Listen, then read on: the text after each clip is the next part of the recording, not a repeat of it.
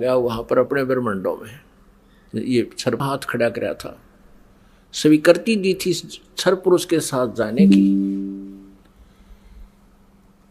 परमेश्वर ने उसका एक युवा स्त्री रूप बना दिया, लेकिन उसको प्रजनन इंद्रिय नहीं लगाई। और सभी आत्माएं जो उसके साथ आना चाहती थी, सब इच्छा से स्वीकृति दी थी, उन सब को बीज रूप बनाया अपने वचन से और दुर्गा के अंदर प्रवेश कर दिया। जैसे आजकल तो इस मार्ग को समझना बहुत आसान है।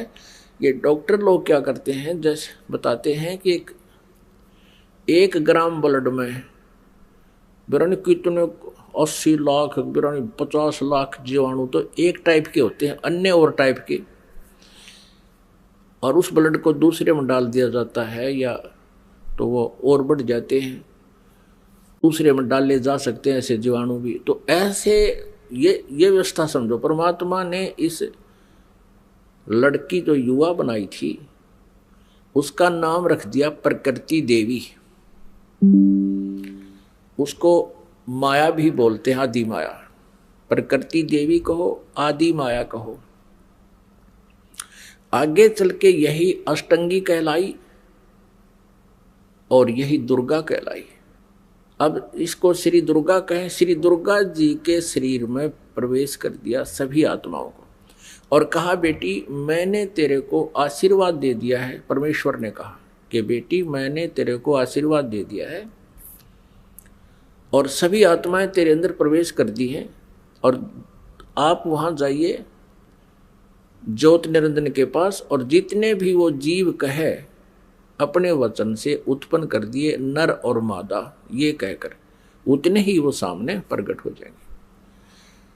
और परमेश्वर ने अपने पुत्र सहज दास को, जो उन 16 पुत्रों में से जो सर्वप्रथम उत्पन्न किए थे उनमें से एक था, सहजदास से कहा कि पुत्र अपनी बहन को साथ ले जाओ और इस ज्योत निरंजन के पास छोड़ आओ, क्षर पुरुष के पास छोड़ आओ। इसको क्षर पुरुष भी कहते हैं, ज्योत निरंजन भी कहते हैं।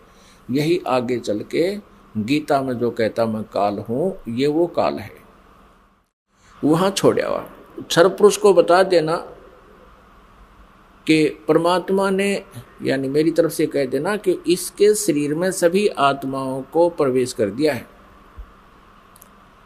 और इसको वचन दे दिया है, आशीर्वाद दे दिया है, इसको शक्ति दे दी है, इसको वरदान दे दिया है कि जितने जीव तू चाहेगा नर और मादा, ये लड़की प्रकृति देवी ये उत्पन्न कर देगी।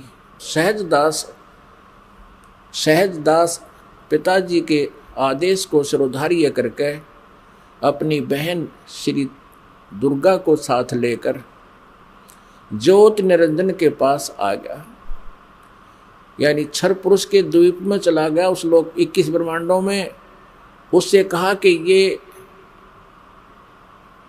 बहन है और इस बहन के शरीर में परमात्मा ने सभी आत्माओं को प्रवेश कर दिया है।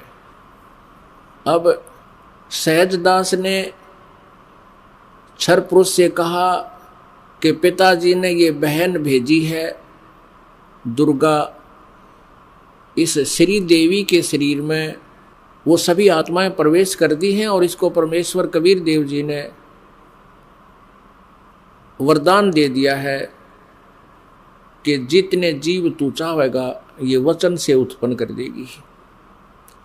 ऐसा कहकर के वो सहजदास उस लड़की को वहां छोड़कर वापस आ गया। अब सहजदास के आ जाने के उपरांत वहां पर प्रकृति देवी और ये ज्योत निरंजन अर्थात क्षर पुरुष ये दोनों रह गए। अब लड़की युवा होने के कारण उसका रूप रंग निखरा हुआ था। अब ज्योत निरंजन यानी क्षर पुरुष के मन में दोष उत्पन्न हो गया। अकेली युवा लड़की को देखकर उसने उस लड़की के साथ, दुर्गा के साथ, श्री देवी के साथ दुर्व्यवहार करना चाहा। तो प्रकृति देवी ने बार बार कहा कि ज्योत निरंजन तू ऐसा कर्म ना कर, मैं आपकी बहन हूं, आप मेरे बड़े भाई हो। आपकी उत्पत्ति परमेश्वर कबीर देव जी से, सतपुरुष से, अंडे से हुई, उसके बाद हमारी भी उत्पत्ति उसी परमेश्वर ने की। आप मेरे बड़े भाई हो, मैं आपकी छोटी बहन हूं, आप मेरे साथ ये जुल्म ना करो। बहुत विनय करी, लेकिन इस सर्वपुरुष में इतना काम वासना बढ़ गई, इतना रजोगुण प्रभावित हो गया कि इसने एक नहीं सुनी, ना कोई मान मर्यादा रखी, और लड़की के साथ इसने बलात्कार करने की चेष्टा की। अभद्र तरीके से मुंह खोल रखा था। दुर्गा ने यानी प्रकृति देवी ने सूक्ष्म रूप बनाया, इसके मुंह में पेट में शरण ग्रहण की। वैसे तो कहीं भागे जान नहीं दे सकता था, पता था उसको। अपनी इज्जत रक्षा के लिए, अपने कौमार्य की रक्षा करने के लिए इसने पेट में शरण चली गई। उधर से आवाज लगाई कि हे परमात्मा मेरी रक्षा करो, मुझे बचाओ, मेरे पिताजी मुझे बचाओ। परमात्मा को पता था कि इनके साथ ऐसा होगा, क्योंकि हम परमात्मा परमेश्वर जी के बार बार मना करने पर भी हम इससे अपना मन नहीं हटा सके थे। परमेश्वर ने स्वयं अपने पुत्र जोगजीत का रूप धारण किया और वहां प्रकट हो गए। लड़की को, दुर्गा को उसके पेट से निकाला, शरीर से बाहर निकाला और कहा कि ज्योत निरंजन सुन ले आदेश परम पिता का, तूने इस अच्छे लोक में ऐसा जुल्म किया है, तू पहला व्यक्ति है। तूने यह बदनीयत की है इस लड़की के ऊपर आज, और तूने इसको अपने पेट में निगल लिया है, और तेरी जो क्रिया है यह भी एक बहुत अभद्र पुरुष की है, इसलिए तेरा नाम आज से काल होगा। तू काल नाम से जाना जाएगा और 1,00,000 मानव शरीरधारी प्राणियों का नित आहार किया करेगा और 1,25,000 उत्पन्न करेगा, यानी 25% एक्स्ट्रा तो उत्पन्न किया करेगा। और आज से तुझे यहां से देश निकाला दे दिया है परमपिता परमेश्वर ने, सतलोक से निकाल दिया तुम्हारे को 21 ब्रह्मांड समेत दोनों भाग, यहां से निकल जाओ तुम।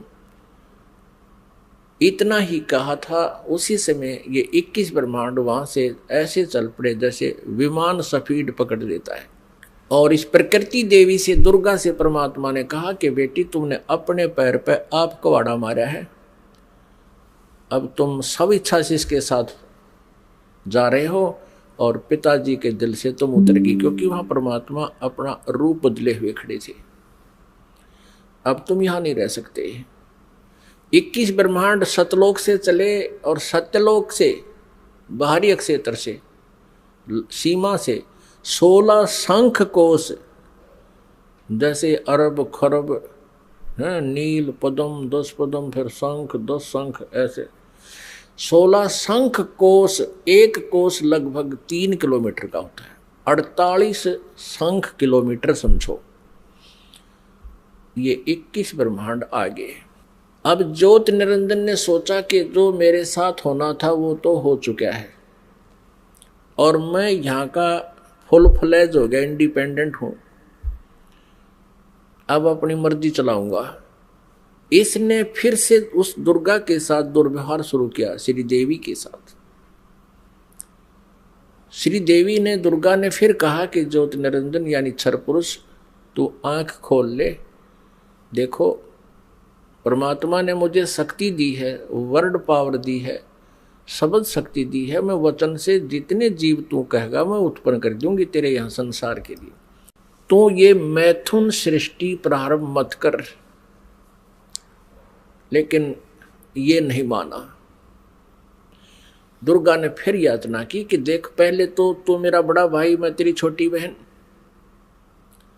और दूसरे मैं तेरे पेट से निकलकर तेरे शरीर से बाहर आई हूं, मैं तेरी पुत्री होगी, तू किसी नाते की तो लाज रख ले। लेकिन इस ज्योत निरंजन क्षर पुरुष ने उसकी एक नहीं सुनी। तो उसमें परमात्मा ने इस लड़की को प्रजनन इंद्रिय नहीं लगाई थी, फिर इस काल ने, ज्योत निरंजन ने, ये तब से सिद्धियां भी आ जाती हैं। अपनी सिद्धि शक्ति से प्रजनन इंद्री बनाई, दुर्गा से बाई फोर्स विवाह किया और फिर इन 3 पुत्रों की उत्पत्ति हुई।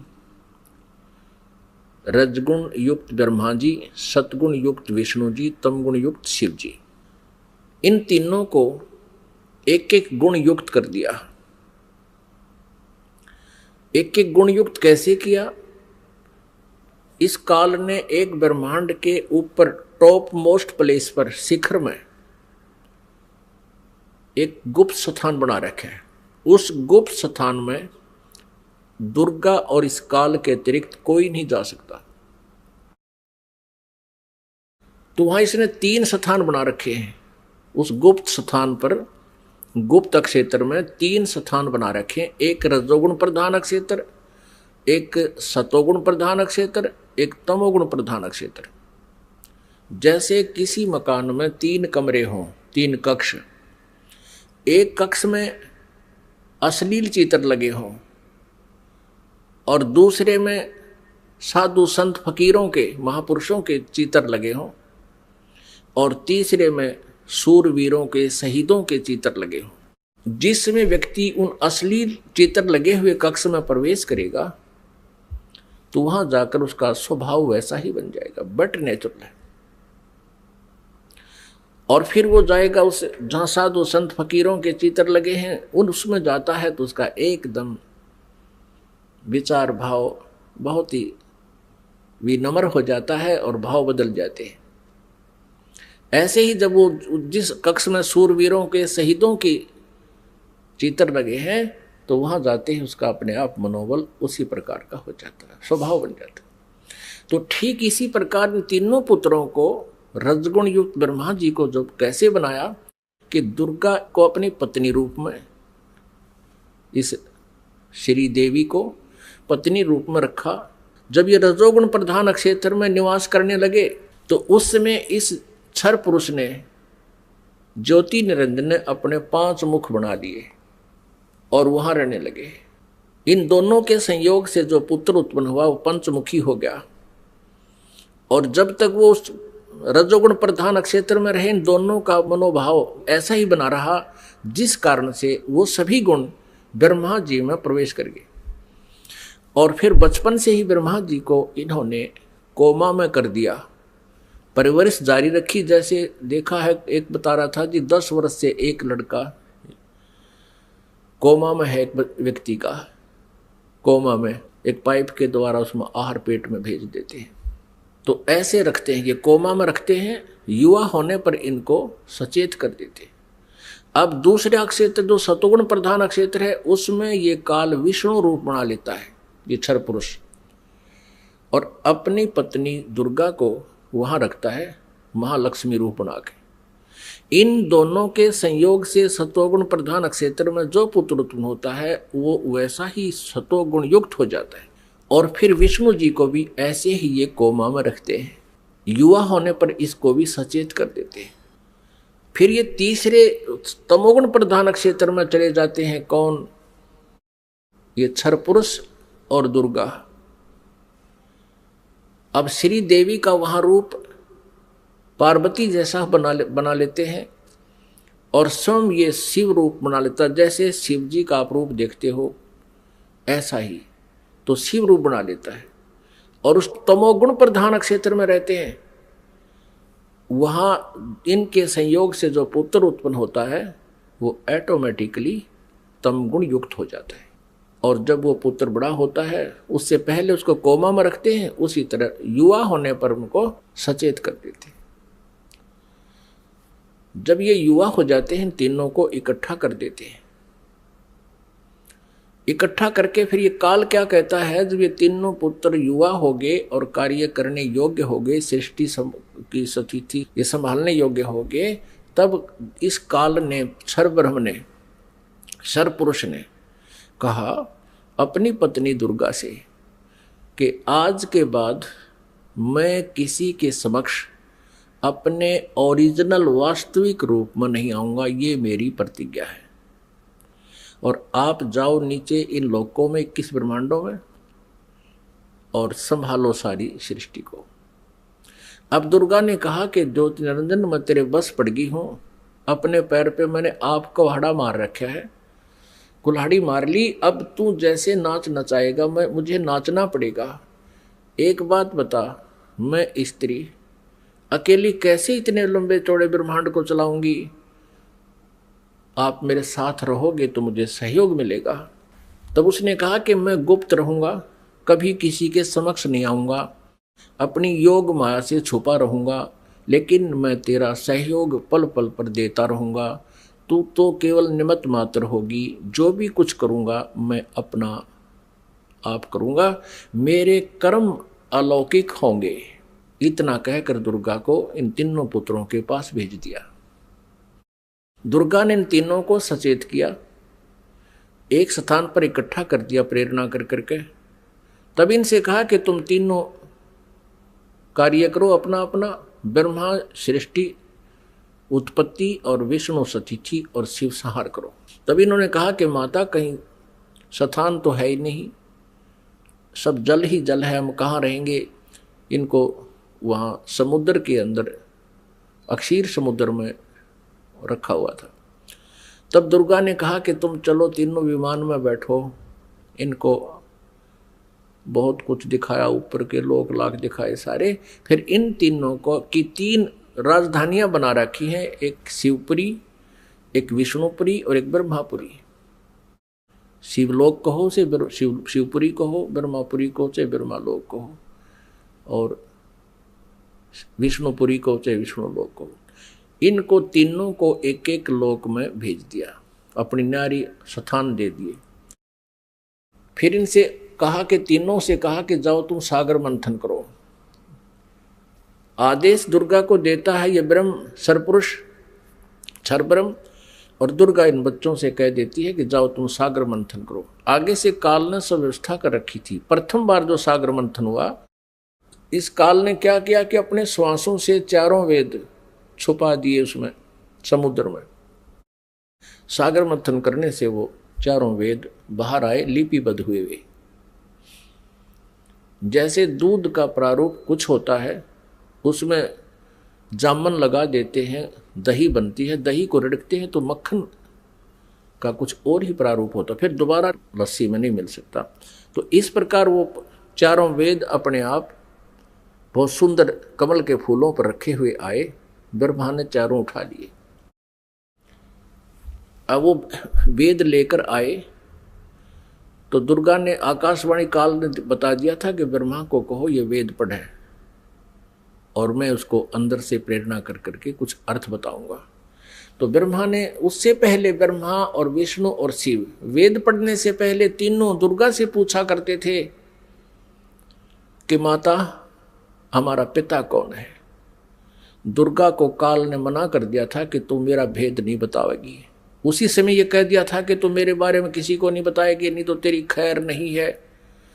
अब उस काल के डर से, ज्योति निरंजन क्षर पुरुष के डर से दुर्गा ने सब भेद गुप्त रखा। अपने पुत्रों को बताया, बेटा तुम्हारा कोई पिता नहीं, मैं ही तुम्हारी माता हूं, मैं ही तुम्हारा पिता हूं, मैं ही सारी सृष्टि की रचनहार हूं। तो बच्चों ने मान लिया जैसे मां बताती है। जब ब्रह्मा जी ने वेदों को पढ़ा, उसमें देखा कि सृष्टि रचनहार तो कोई और है, वो परम अक्षर ब्रह्म है। ब्रह्मा ने पूछा, माता ये वेद कैसे मिले हमारे को? दुर्गा ने कहा, ये भगवान ने दिए हैं भाई, ये गॉड गिवन है।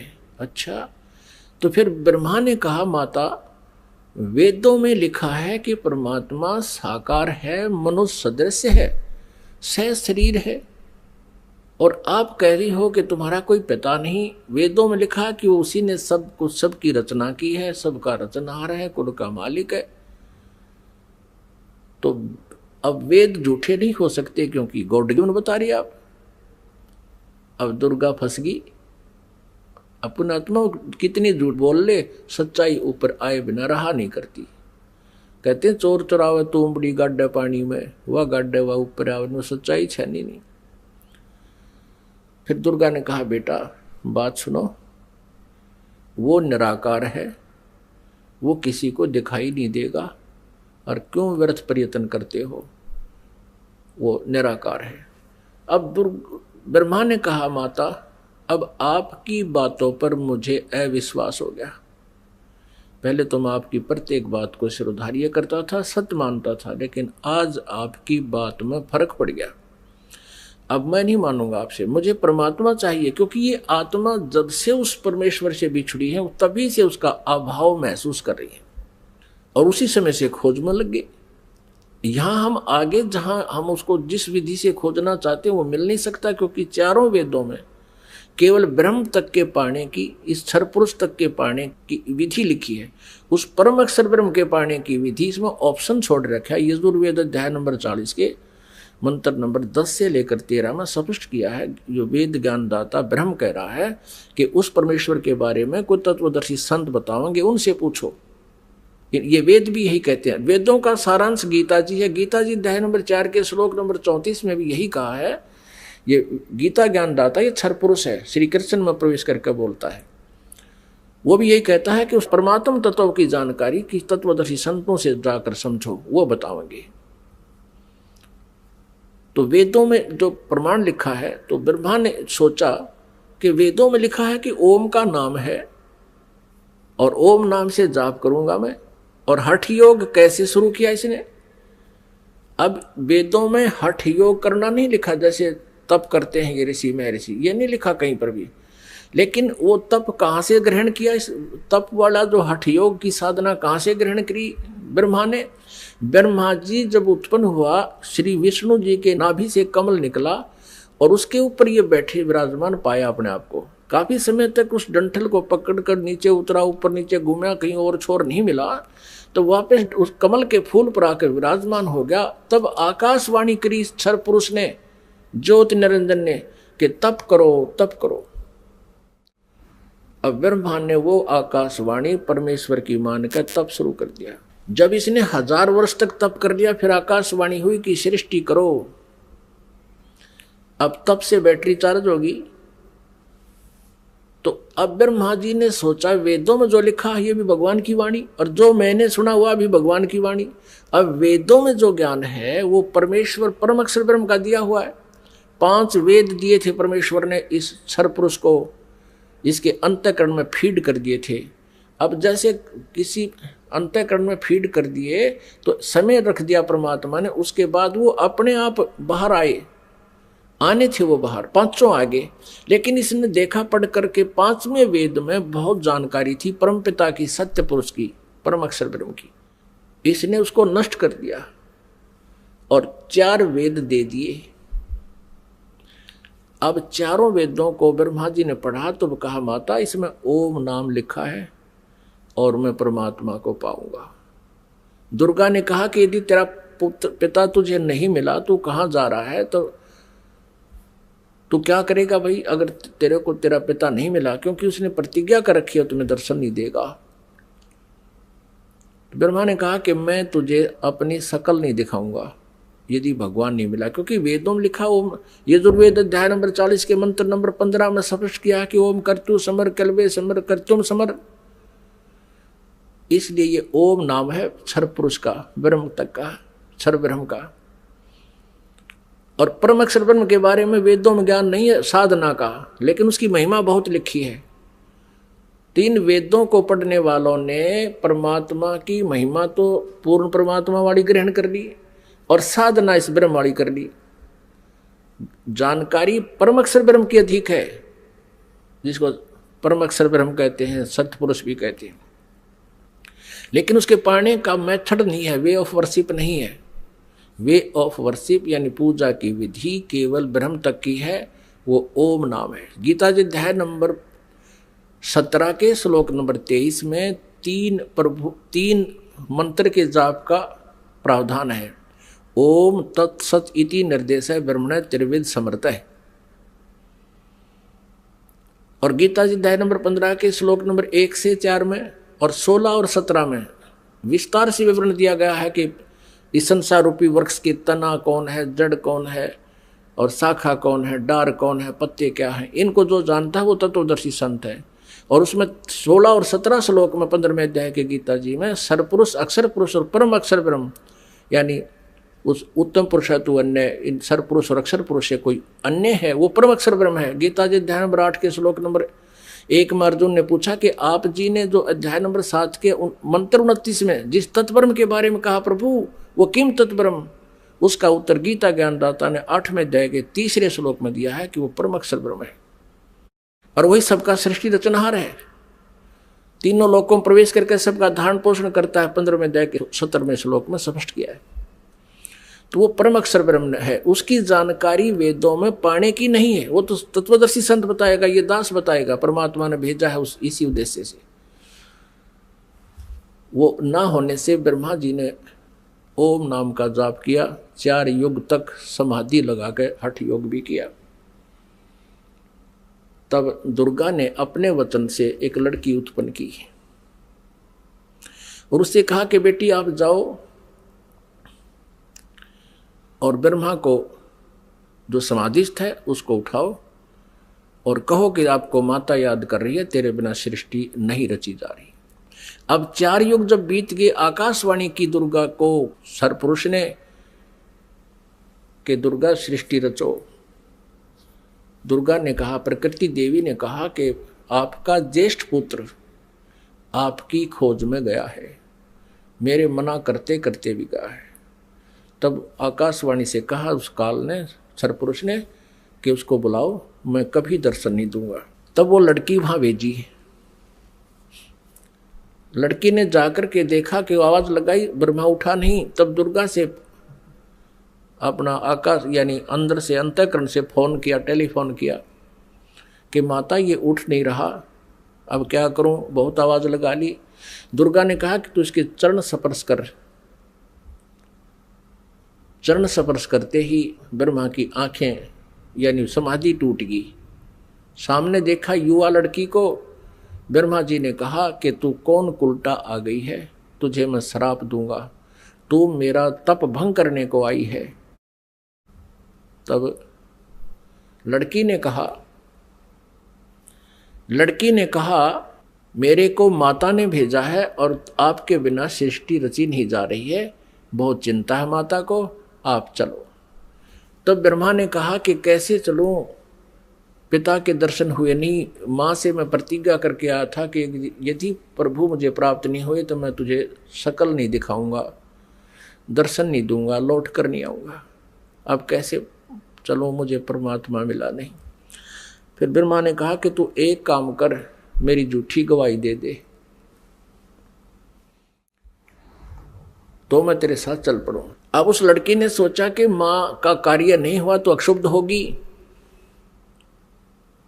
और यदि मैं झूठ बोलूंगी तो ये कह दे कि इसने अपनी मर्जी से बोला है, तो फिर मैं मारी जाऊंगी, मेरे ऊपर ज्यादा भार आएगा। तब उसने शर्त रखी कि तू मेरे साथ विलास कर, तब मैं तेरी झूठी गवाही दूंगी, तू मेरे साथ ऐसा कर। ब्रह्मा ने सोचा कि परमात्मा के दर्शन हुए नहीं, वैसे मैं घर जा नहीं सकता। उसने उस लड़की की बात को स्वीकार किया। फिर लड़की ने अपने वचन से एक और लड़की उत्पन्न की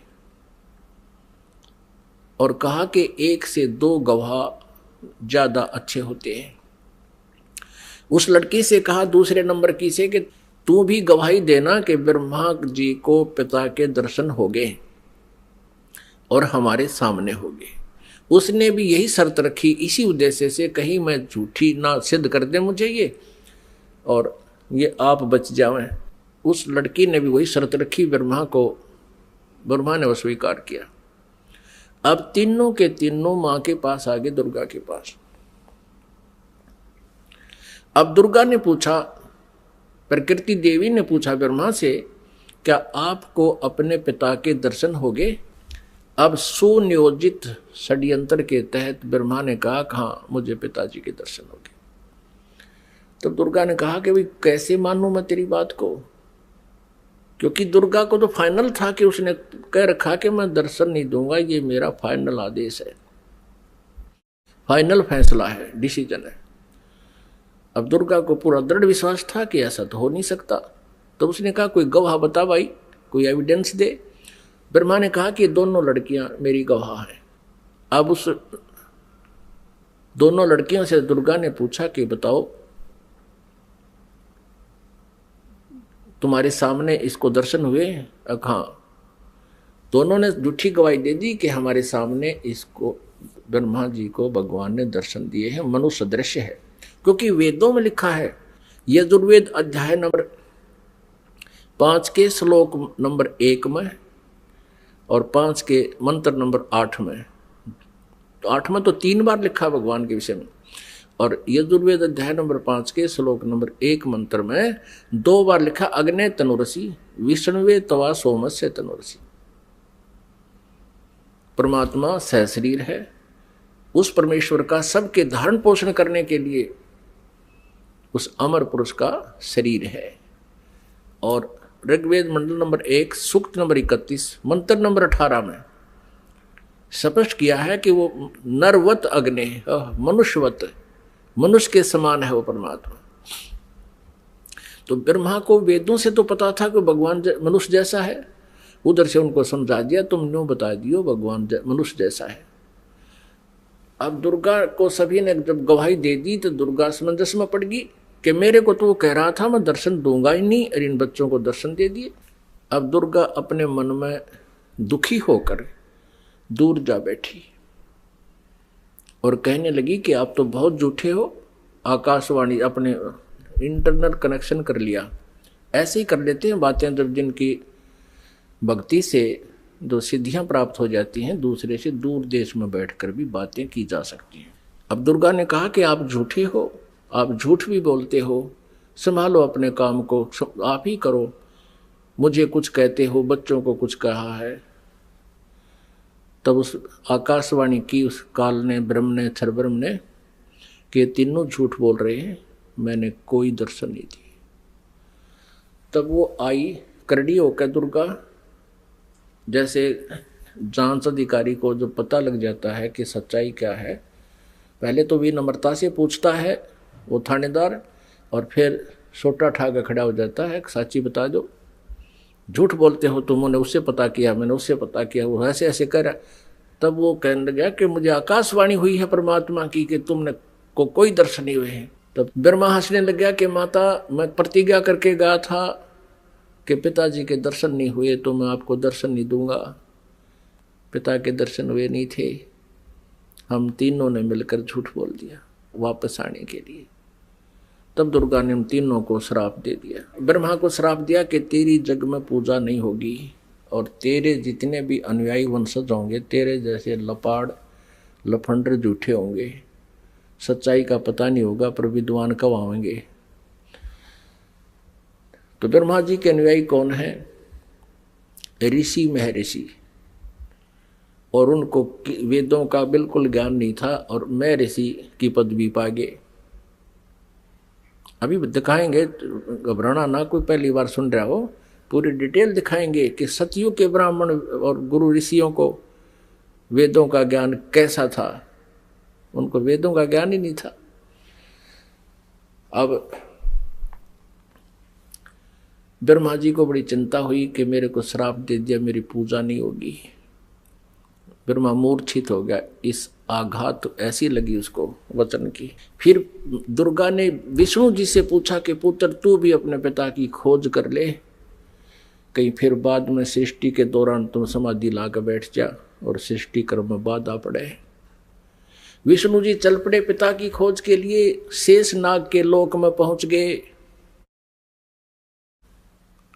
अपने आत्माओं प्रत्येक प्राणी ने अपनी जो डायरेक्शन कायम कर रखी है, सीमा कायम कर रखी है।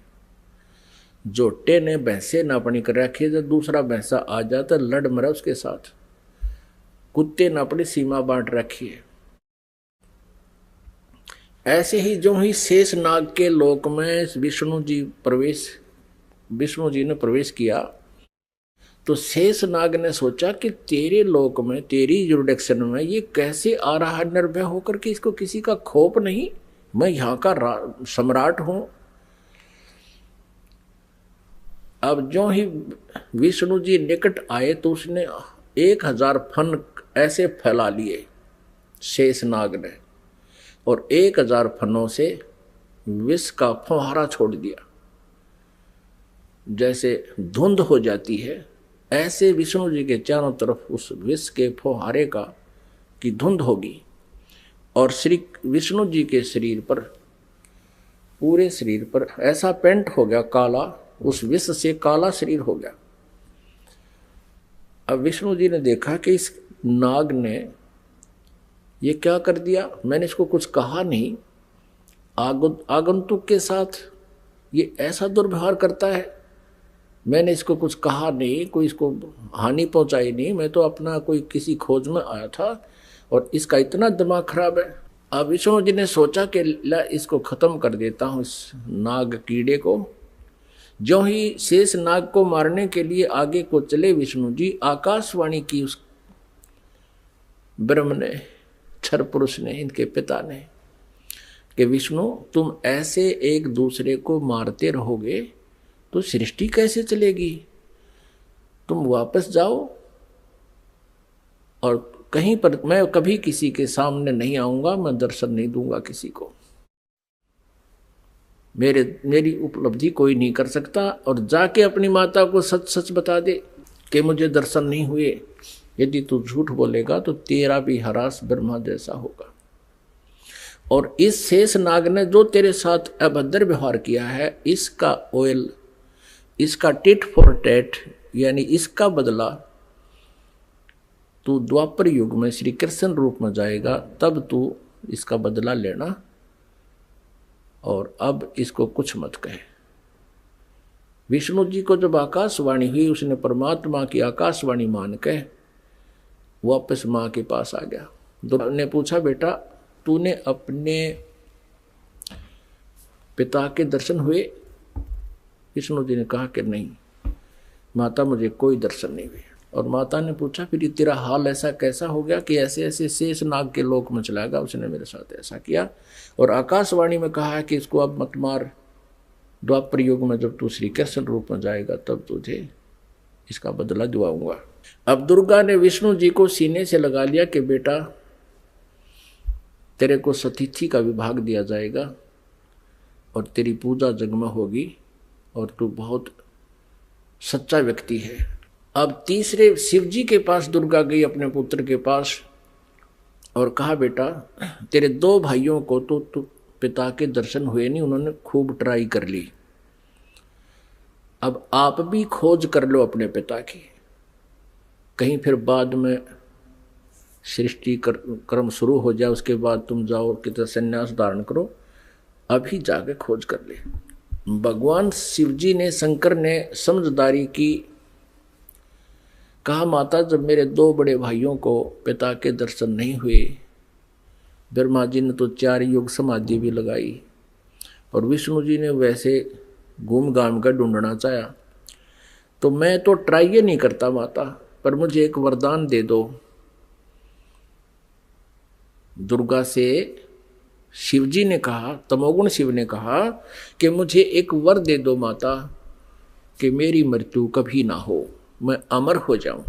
अब दुर्गा ने कहा कि बेटा, श्री देवी ने कहा कि पुत्र यहां ऐसा नहीं हो सकता, जिसका जन्म है उसकी मृत्यु होगी ही होगी, ये मेरे बस से बाहर की बात है, लेकिन मैं तुझे एक विधि बताती हूं जिससे तेरी आयु सबसे अधिक हो जाएगी।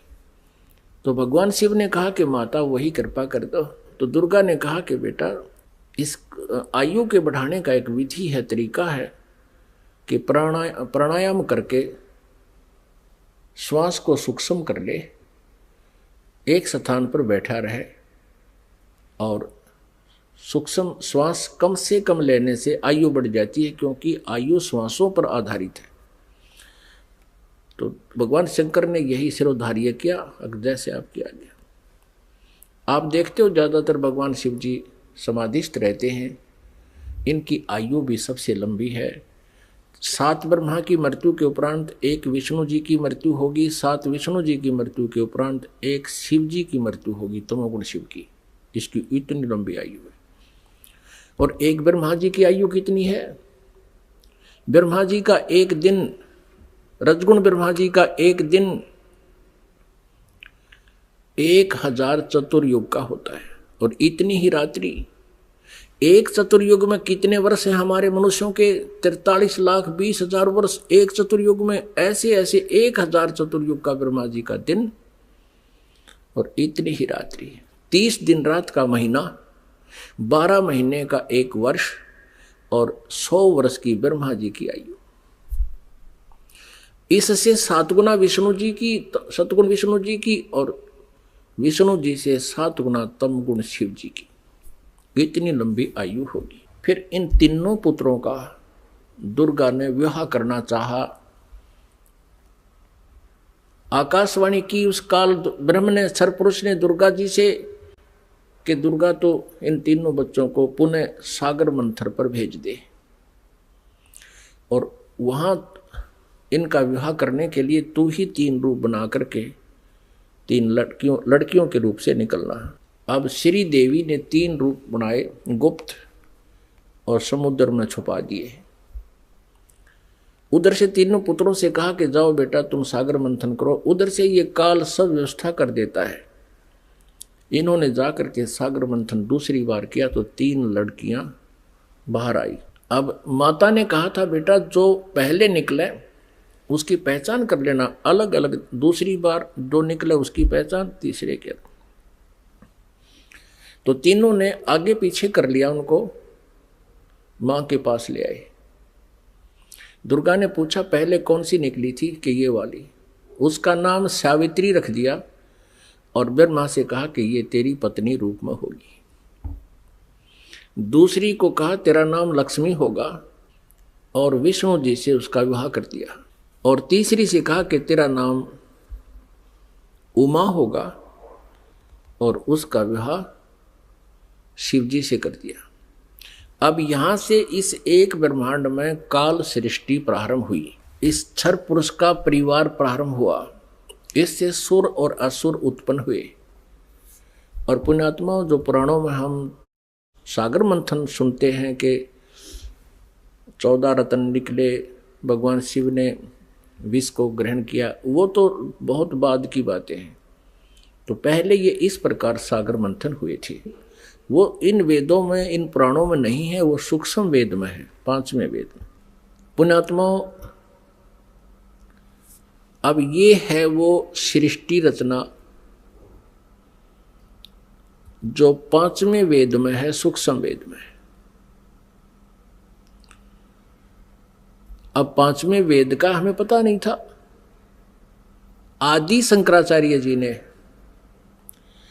अपने द्वारा रची पुस्तक में उस सूक्ष्म वेद का, 5वें वेद का वर्णन किया है और उन्होंने अपने द्वारा रची उस पुस्तक में उसको मेंशन किया है। समय आने पर दिखाएंगे। अब परमेश्वर कबीर देव जी ने 600 वर्ष पहले सन 1398 में वो सशरीर आए थे। सतलोक से चलकर एक शिशु का रूप धारण किया था। काशी शहर में बने एक लहर तारा नामक तालाब पर कमल के फूल पर विराजमान हुए थे प्रभु। और ये 5वां वेद प्रदान करने के लिए आते हैं अपने मुखारविंद से। और उनको एक निसंतान जुल्हा दंपति उठा ले गए थे। जुल्हे के घर प्रभु परवेश की लीला करते हुए बड़े हुए, वही कार्य करके दिखाया जनता को, क्योंकि ऐसी परमात्मा लीला किया करते हैं। वेदों में ऐसा ही लिखा है कि वो परमात्मा आता है प्रत्येक युग में और ऐसे मनुष्य जैसे एक जीवन, मनुष्य जैसे कर्म करके ये लीला करता हुआ अपना निर्वाह करके दिखाता है। ऋग्वेद मंडल नंबर 1 सूक्त नंबर 31 मंत्र नंबर 17 में। तो फिर परमात्मा ने वो वाणी आज से 600 वर्ष पहले अपने मुख कमल से, गीता जी अध्याय नंबर 4 के श्लोक नंबर 32 में जिसके विषय में कहा है कि धार्मिक यज्ञों यानी अनुष्ठानों की अत्यधिक जानकारी, विस्तार के साथ सत्य जानकारी, सही जानकारी ब्रह्मणे मुखे, ब्रह्मणे माने सच्चिदानंद घन ब्रह्म, मुखे माने उसके मुखारविंद से उच्चारित वाणी में बिल्कुल विस्तार से कही गई है। वो तत्व ज्ञान है। उसको जानने के बाद फिर सभी कर्म समाप्त हो जाएंगे, यानी डले डोने बंद हो जाएंगे, गलत साधना आप नहीं करोगे। परमेश्वर कबीर देव जी उस समय कहा करते थे इन नकली गुरु आचार्यों से, मंडलेश्वरों से, कि तुम जनता को गुमराह कर रहे हो। तुम कह रहे हो कि ब्रह्मा विष्णु महेश के कोई माता पिता नहीं। परमात्मा कहा करते इनके माता पिता हैं, ये जन्मते मरते हैं, इनकी मृत्यु होती है, जन्म होता है, ये अविनाशी नहीं है, ये कंप्लीट गॉड नहीं है। तो इस बात का बहुत विरोध हुआ था परमेश्वर का। उन झूठे आचार्यों ने, उन नकली गुरुओं ने कबीर परमेश्वर के बारे में बहुत गलत धारणाएं पैदा कर दी कि ये झूठा है, अशिक्षित है, इसने वेदों गीता को पढ़ा नहीं, पुराणों को पढ़ा नहीं, क्योंकि ये संस्कृत नहीं जानता। अशिक्षित व्यक्ति है, ये क्या जाने वेदों और गीता और पुराणों के बारे में, ये झूठ बोल रहा है, इसकी मत मानना, मत सुनना। उस समय तो हम धोखा खा गए जनता वाले, क्योंकि हमारे आचार्य जो हैं, जो गुरु लोग थे, ब्राह्मण ऋषि थे, वो संस्कृत भाषा जानते थे। तो हमने ये सोचा कि ये सभी सदग्रंथ संस्कृत भाषा में विद्यमान है, लिखे हैं, तो कबीर जी संस्कृत नहीं जानते, क्योंकि ये किसी ब्राह्मण के पास पढ़े नहीं, इसलिए कबीर जी झूठ बोल रहे होंगे। ये हमारे गुरु, ये आचार्य, ये सत्य कह रहे हैं, इसलिए परमेश्वर के उस ज्ञान को हमने स्वीकारा नहीं, और उसी का खामियाना आज तक भुगत रहे हैं। हम भक्ति भी कर रहे हैं लेकिन शास्त्र विरुद्ध कर रहे हैं। हमें ज्ञान भी प्राप्त है, वो परमात्मा का ज्ञान नहीं है। आज से 600 वर्ष पहले परमात्मा ने अपने सच्चिदानंद घन ब्रह्म की वाणी में क्या बोला था, क्या बताया था। जैसे ऋग्वेद मंडल नंबर 9 सूक्त नंबर 86 मंत्र 26 और 27 में, ऋग्वेद मंडल नंबर 9 सूक्त नंबर 82 मंत्र 1, 2, 3 में, ऋग्वेद मंडल नंबर 9 सूक्त नंबर 20 मंत्र 1 में, ऋग्वेद मंडल नंबर 9 सूक्त नंबर 96 के मंत्र नंबर 16 से 21 तक, उसमें कहा कि परमात्मा सतलोक से चलकर आता है। ऋग्वेद मंडल नंबर 9 सूक्त नंबर 1 मंत्र नंबर 8 और 9 में स्पष्ट किया है परमात्मा कि वो शिशु रूप धारण करता है, और जब वो शिशु रूप में आता है परमात्मा, तो उसकी परवरिश की लीला कंवारी गायों से होती है, और वो परमात्मा तत्व ज्ञान, यथार्थ ज्ञान को बताने के लिए अपनी प्यारी आत्माओं को मिलता है, श्रेष्ठ वर्णीय आत्माओं को, श्रेष्ठ आत्माओं को मिलता है, उनको फिर तत्व ज्ञान से परिपूर्ण करता है। उसी आधार से परमात्मा जो लीला किया ही करते हैं, उसी तरह करते हुए आदरणीय धर्मदास साहिब जी को मिले। अच्छी आत्माओं में से किन किन अच्छी आत्माओं को मिले? आदरणीय धर्मदास साहिब जी को मिले, आदरणीय मलुकदास साहिब जी को मिले, आदरणीय दादूदास साहिब जी को मिले, आदरणीय नानक साहिब जी को मिले, आदरणीय गरीबदास साहिब जी गांव छुडानी जिला जज्जर हरियाणा वाले को मिले, आदरणीय घीसा साहिब जी गांव खेखड़ा जिला मेरठ उत्तर प्रदेश वाले को मिले। तो वो परमात्मा के गुणों में लिखा है कि वो ऐसा करते हैं, वेद भी गवाही दे रहे हैं। उसी आधार से परमात्मा धर्मदास साहिब जी को मिले थे, जो बांधवगढ़ के रहने वाले थे, मथुरा में गए हुए थे भगवान की खोज में। वहाँ परमात्मा ने कहा था इन तीर्थों पर भगवान नहीं है, भगवान आपके सदग्रंथों में लिखी हुई विधि से प्राप्त होगा।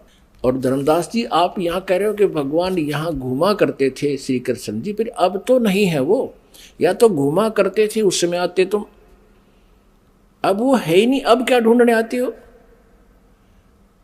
आपके सदग्रंथों में लिखे हैं, उन सदग्रंथों से ढूंढो। क्या बताया भगवान ने? धर्मदास ये जग बोरा ना, कोई न जाने पद निर्वाण, यही कारण मैं कथा पसारा, जग से कहिए वो राम नियारा। परमेश्वर कबीर देव जी ने ये सृष्टि रचना धर्मदास जी को सुनाई थी, आदरणीय धर्मदास साहब जी को। परम पूज्य परमेश्वर कबीर जी ने जो कथा दास ने आपको सुनाई यही कथा आदरणीय धर्मदास साहिब जी को सुना रखी थी, उसमें से दास ने आपको सुनाया। अब ये उनकी सच्चिदानंद घन ब्रह्म की वाणी में लिपिबद्ध है, कबीर सागर में लिखा है, उससे पढ़कर सुना रहा हूं आपको। वो कबीर वाणी कहलाती है, सच्चिदानंद घन ब्रह्म की वाणी कहलाती है, जिसके विषय में गीता जी अध्याय नंबर 4 के श्लोक नंबर 32 में कहा है कि वो सच्चिदानंद घन ब्रह्म की मुखारविंद से उतरित उस अमर वाणी में, कबीर वाणी में लिखा है। धर्मदास ये जग बोराना, कोई न जान पुद निर्वाणा, यही कारण मैं कथा पसारा, जग से कोई वो राम निहारा। यही ज्ञान जग जीव सुनावो, सब जीवों का भरम नसावो। अब मैं तुमसे कहूँ चिताई, त्रिदेवन की उत्पत्ति भाई।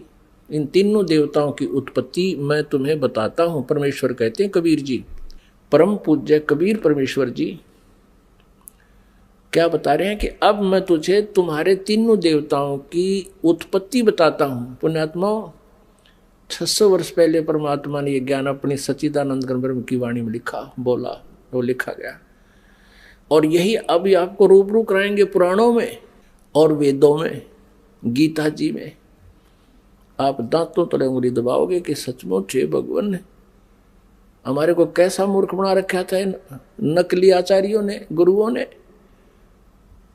हमें हमारे सिलेबस से भी परिचित नहीं कराया इन अध्यात्मिक गुरुओं ने। हमारा सिलेबस है, हमारे सदग्रंथ है, इनके विरुद्ध जो ज्ञान सुना जाता है शास्त्र सिलेबस के विरुद्ध है, शास्त्र विरुद्ध है। अब मैं तुमसे कहूँ चिताई, त्रिदेवन की उत्पत्ति भाई। कुछ संक्षेप कहूँ गौराई, सब संशय तुमरे मिट जाई। कहते थोड़े से समय में संक्षेप में बताऊंगा, उससे में सारे संशय दूर हो जाएंगे। ज्ञानी सुने सो हृदय लगाई, मूर्ख सुने तो गम ना पाई। इस ज्ञान को जो बुद्धिमान व्यक्ति सुनेंगे, इस कथा को, तो हृदय से लगाएंगे कि सचमुच सही है। और प्रमाण देखेंगे अपने सदग्रंथों में, पुराणों में और वेदों और गीता जी में। बुद्धिमान तो हृदय से लगाएगा कि सचमुच यही बात है, हमें पता नहीं लगा। और मूर्ख सुने तो गम नहीं पाई, माने वो नहीं समझ सकेगा, वो तो अनाड़ी आदमी है। प्रमाण देखकर भी नहीं मानना, तो अनाड़ी व्यक्ति है।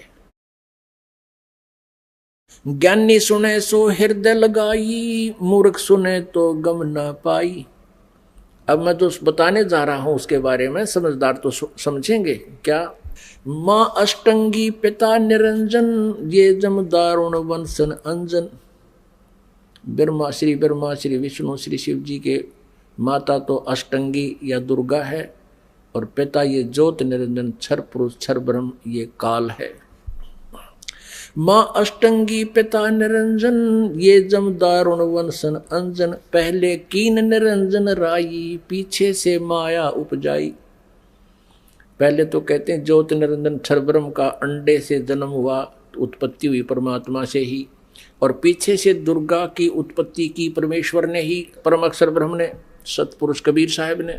तो फिर क्या बताते हैं, पहले कीन निरंजन राई, पीछे से माया उपजाई। माया दुर्गा को कहते हैं। माया रूप देख अति शोभा, देव निरंजन तन मन लोभा। दुर्गा के सुंदर रूप को देखकर इसके अंदर विषय वासना प्रभावित होगी, प्रबल होगी। काम देव धर्मराय सताए, देवी को तुरंत धर खाए। क्या बताते हैं कि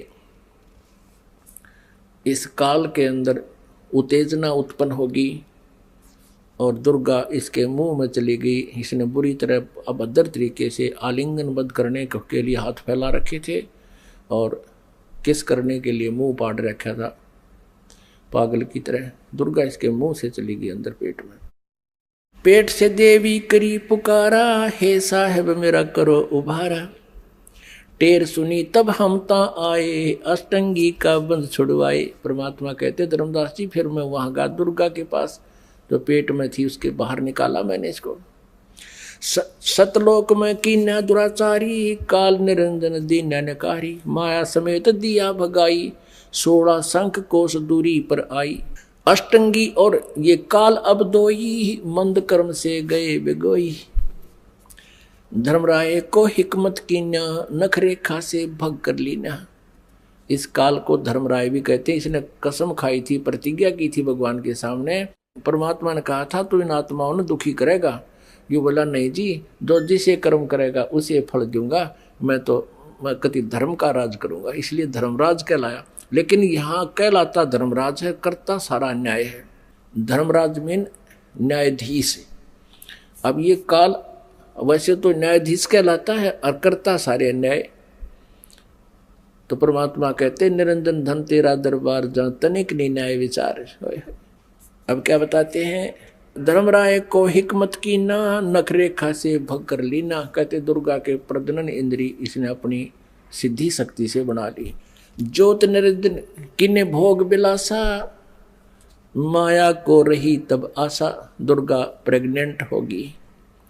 3 पुत्र अष्टंगी जाए, ब्रह्मा विष्णु शिव नाम धराए। ओए होए, ये परमात्मा परमेश्वर ने स्वयं आकर के ये सारा अपने द्वारा रची हुई सृष्टि का सारा ज्ञान बताया, विधान दिया 600 वर्ष पहले।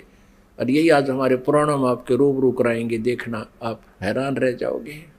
3 पुत्र अष्टंगी जाए, ब्रह्मा विष्णु शिव नाम धराए। 3 पुत्रों का जन्म होया दुर्गा से, इनका ब्रह्मा विष्णु और शिव नाम धरे गए। 3 देव विस्तार चलावे, इनमें यो जग धोखा खावे। ये तीनों देवता इस काल के एक ब्रह्मांड का संचालन कर रहे हैं और इन्हीं को सर्वेश्वर मान के ये जग धोखा खा रहा है। 3 लोक अपने सुत दीन्या, सुन निरंजन बासालीन्या। 3 लोक, पृथ्वी लोक, स्वर्ग लोक और नीचे पाताल लोक, ये तीनों लोग अपने पुत्रों को देकर ये स्वयं शून्य में, शिखर में, एकांत स्थान पर गुप्त रहता है। गीता जी अध्याय नंबर 7 के श्लोक नंबर 24 और 25 में स्वयं कहता है, श्री कृष्ण में बोल रहा है ये काल प्रवेश करके, कहता है ये मूर्ख समुदाय मुझे उस अव्यक्त को व्यक्तिम आपनम मन्यते, मुझे मनुष्य शरीर में आया हुआ मानते हैं, कृष्ण मान रहे, मैं आई एम नॉट कृष्ण। और ये कहता है कि मैं कभी किसी के समक्ष नहीं आता, ये मेरा अनुत्तम यानी घटिया नियम है मेरा। अब जो भगवान, अब जो पिता पुत्रों के भी सामने नहीं आता, उनसे भी छुप के रहता है, तो उसमें कोई दोष है, वो अच्छा नियम नहीं है उसका। इसलिए यह अनुत्तम घटिया अटल नियम लिखा, ये मेरा अटल नियम है, अविनाशी नियम है। और फिर कहता है कि मैं अपनी योग माया से छुपा रहता हूं। इसे सीधे कहीं पर आकार में है, अव्यक्त है। अव्यक्त का अर्थ निराकार नहीं होता। जैसे बादल छा जाते हैं सूर्य के सामने तो वो हमें दिखाई नहीं देता, उसका कुछ रोशनी अवश्य थोड़ी बहुत महसूस सी होती है फिर भी, लेकिन वो हमें दिखाई नहीं देता। धन धन सतगुरु सत कबीर भगत की, पीड़ मिटाने वाले। धन धन सतगुरु सत कबीर भगत की,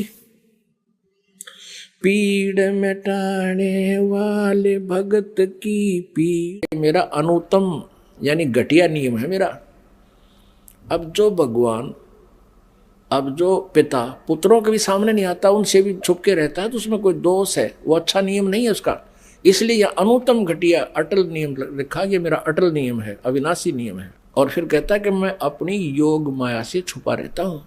इसे सीधे कहीं पर आकार में है, अव्यक्त है। अव्यक्त का अर्थ निराकार नहीं होता। जैसे बादल छा जाते हैं सूर्य के सामने तो वो हमें दिखाई नहीं देता, उसका कुछ रोशनी अवश्य थोड़ी बहुत महसूस सी होती है फिर भी, लेकिन वो हमें दिखाई नहीं देता।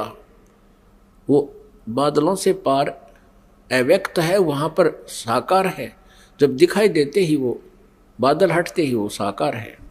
लेकिन उसको निराकार नहीं कह सकते कि भगवान दिखाई दे जब तो साकार हो जाता, ना दिखे तो निराकार है, या कोई डेफिनेशन हुई भगवान की। वो साकार ही है पर हमें नहीं दिखता, वो अलग बात है।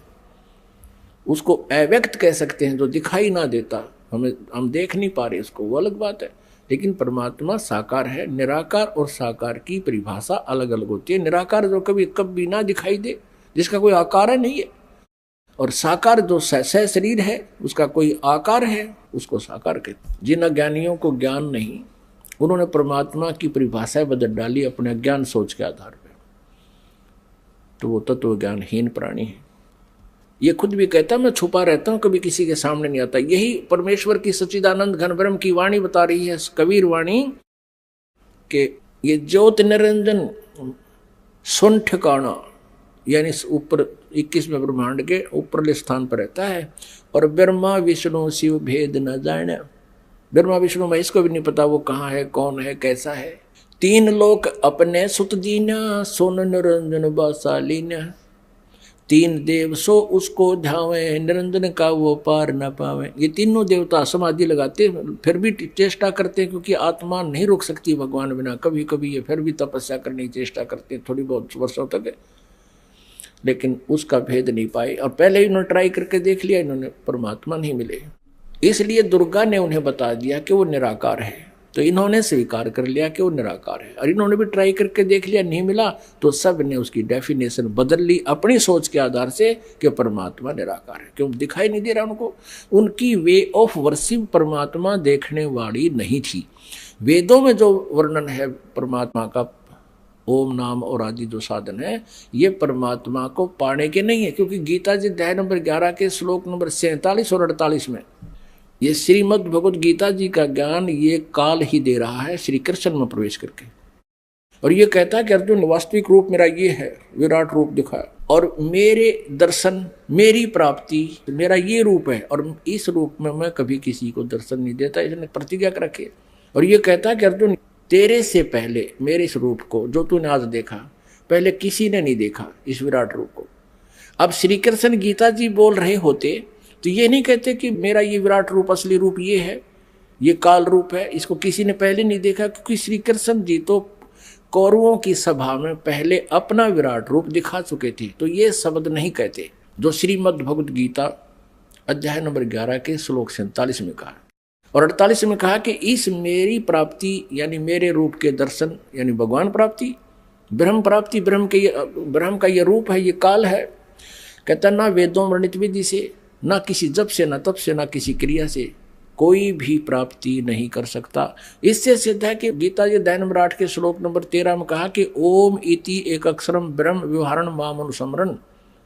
मुझ ब्रह्म का केवल ओम एक अक्षर है, इसका उच्चारण करके स्मरण करता हुआ यह प्रयाति तजन देहम, जो शरीर छोड़कर जाते समय तक स्मरण करता रहता है, तो मेरे से प्राप्त लाभ को, परम गति को प्राप्त होता है। ओम नाम से जितनी गति होनी है उसको प्राप्त करता है। तो यहाँ ये कह रहा है कि मेरी प्राप्ति ना वेदों वर्णित विधि से, ना तप से, ना जप से, ना किसी क्रिया से नहीं हो सकती। 11वें अध्याय के 47-48। तो इससे सिद्ध हो गया कि उस ज्योत निरंजन का किसी ने दर्शन नहीं हुए और उसको कह दिया कि वो निराकार है। कहते खोजत खोजत था किया, अंत कहा बेचून, ढूंढते ढूंढते थक गए, कह दिया भगवान निराकार है। जबकि वो साकार है। वेद साकार बताओ, पुराण साकार बतावे, कुरान साकार बतावे, और बाइबल साकार बतावे, और किसी भी धर्म के किसी भी भगत से पूछ लीजिए, सभी कहें भगवान निराकार है। अब आगे आने समय में आपको पूरी डिटेल दिखाएंगे, प्रत्येक शास्त्र में प्रमाण देंगे। इस परमात्मा के द्वारा बताई गई सृष्टि रचना प्रमाणित करेंगे अपने ही सदग्रंथों में, तब आपका विश्वास होगा। बोलो सतगुरुदेव की जय। परम पिता परमात्मा पूर्ण ब्रह्म सर्व सृष्टि रचनहार, कुल मालिक कबीर देव जी, कबीर साहिब जी की असीम कृपा से आप जी को ये तत्व ज्ञान सुनने को मिला। धन भाग है आप, और धन्य है आपके माता पिता जिनसे जन्म हुआ। ऐसे समय में आप पुण्यात्माओं का जन्म है, जिस समय में परमेश्वर ने इस तत्व ज्ञान को उजागर करना था।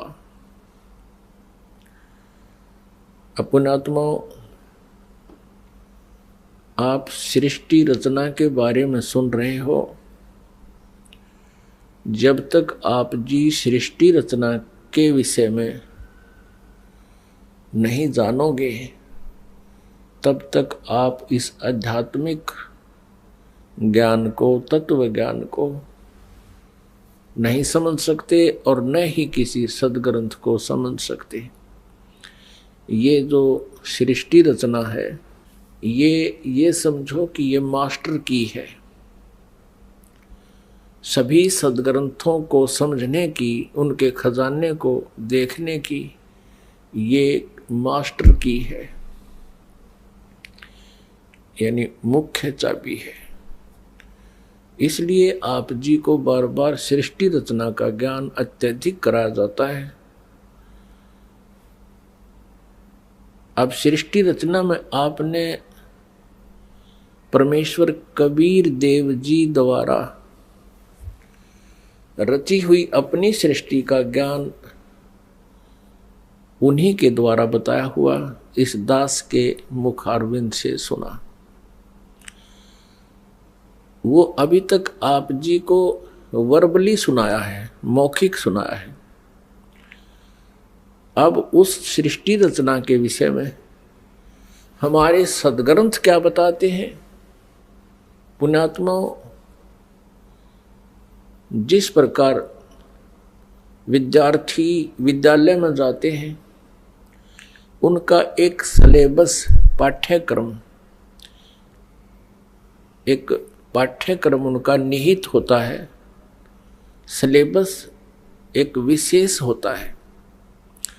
और जो टीचर सिलेबस के आधार से बच्चों को शिक्षा देते हैं, पढ़ाते हैं, वो टीचर सही हैं। और जो टीचर सिलेबस से बाहर का ज्ञान कराते हैं, वो टीचर ठीक नहीं। वो अध्यापक बच्चों के हितैषी नहीं है, उनके जीवन के नाशक हैं। तो पुण्यात्माओं, जो सदग्रंथों के विपरीत ज्ञान, शास्त्र विरुद्ध ज्ञान जो संत बता रहे हैं और शास्त्र विधि त्याग कर मनमाना आचरण कर और करवा रहे हैं, शास्त्र विधि त्याग कर मनमानी पूजाएं कर रहे हैं, वो न तो स्वयं कोई लाभ प्राप्त कर रहे हैं मनुष्य जीवन का, और न ही उनके अनुयायी।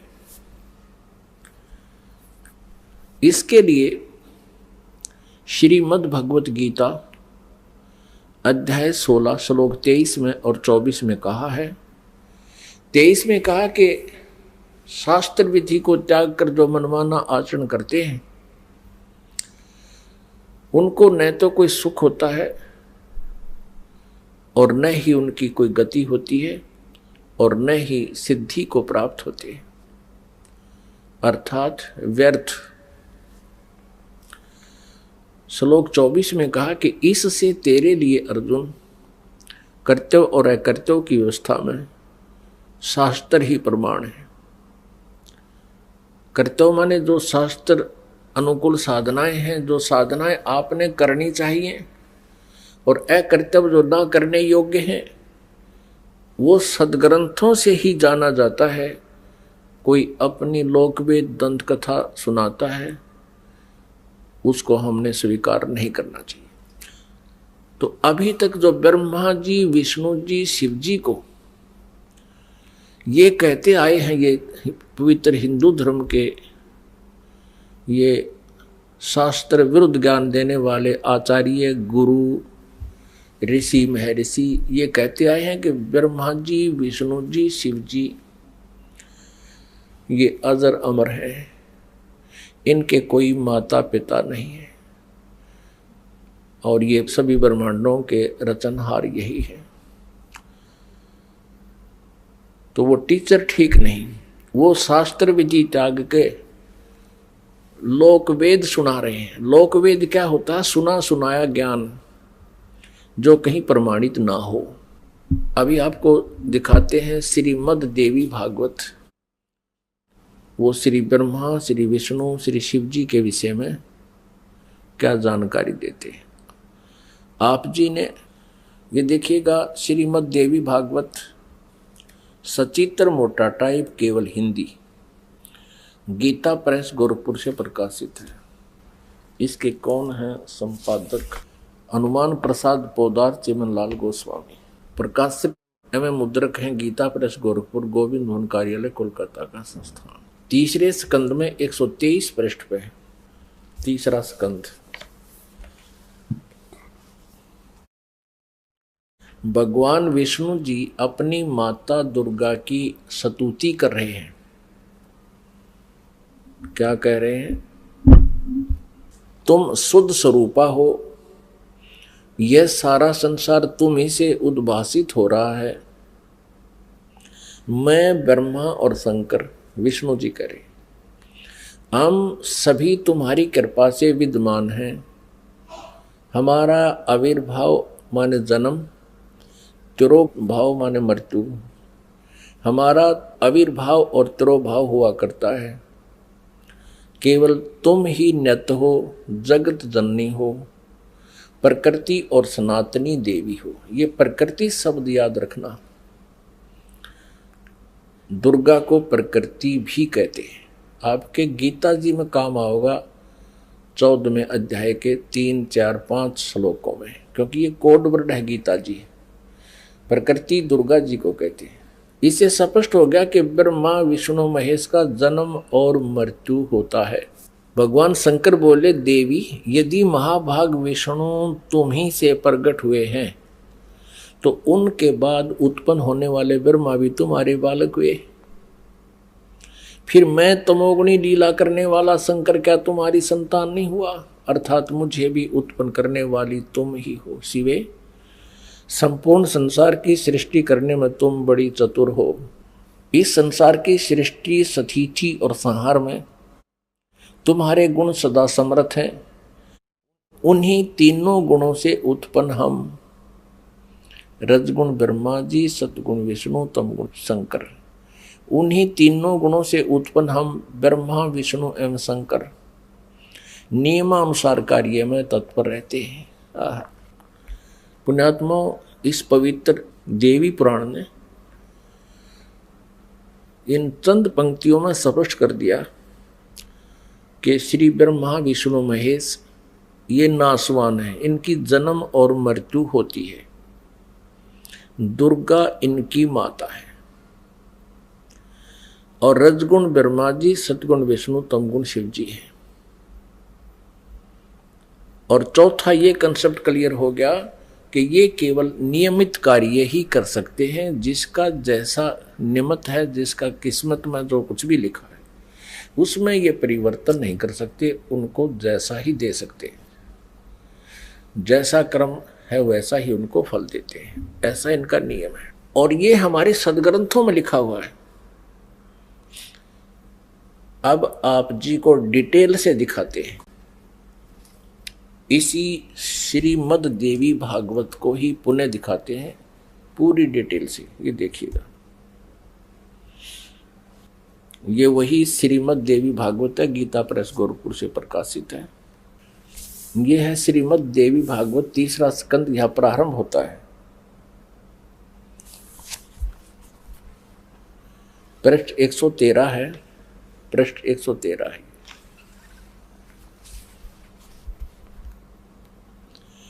जन्मे जय ने पूछा, भगवान आपने अंबा यज्ञ अर्थात परम पवित्र नवरात्र व्रत के करके उसके द्वारा देवी के आराधन करने की आज्ञा दी है। अतः वे कौन देवी हैं, कैसे और कब प्रकट हुई, उनके पधारने का क्या उद्देश्य था है, तथा वे किन गुणों से विभूषित हैं। अंबा यज्ञ किस प्रकार होता है, आगे आगे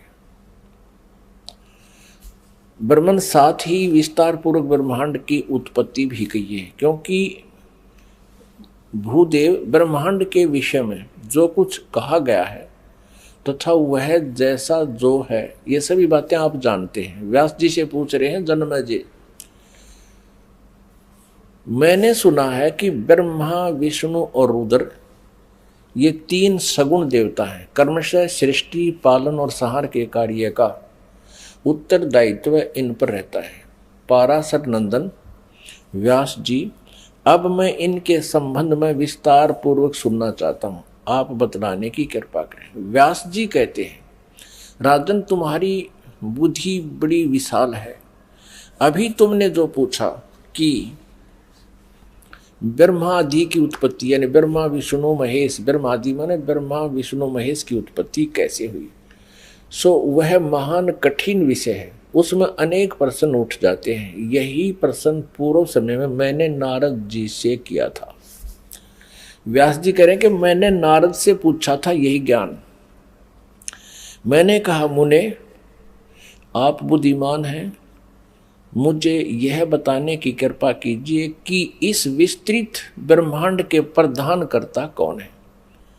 मुनिवर, यह ब्रह्मांड कहाँ से उत्पन्न हो गया। द्विजवर, साथ ही यह भी बताइए कि यह ब्रह्मांड विनाशशील है अथवा सदा रहने वाला है। इसकी रचना ये 114 पृष्ठ पे है, तीसरा स्कंध।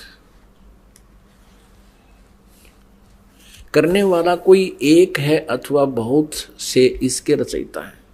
कर्ता के अभाव में कार्य का होना असंभव है। यह प्रश्न मेरे मन में उठा करता है। कुछ लोग भगवान शंकर को परम कारण मानकर जगत का रचयिता बतलाते हैं।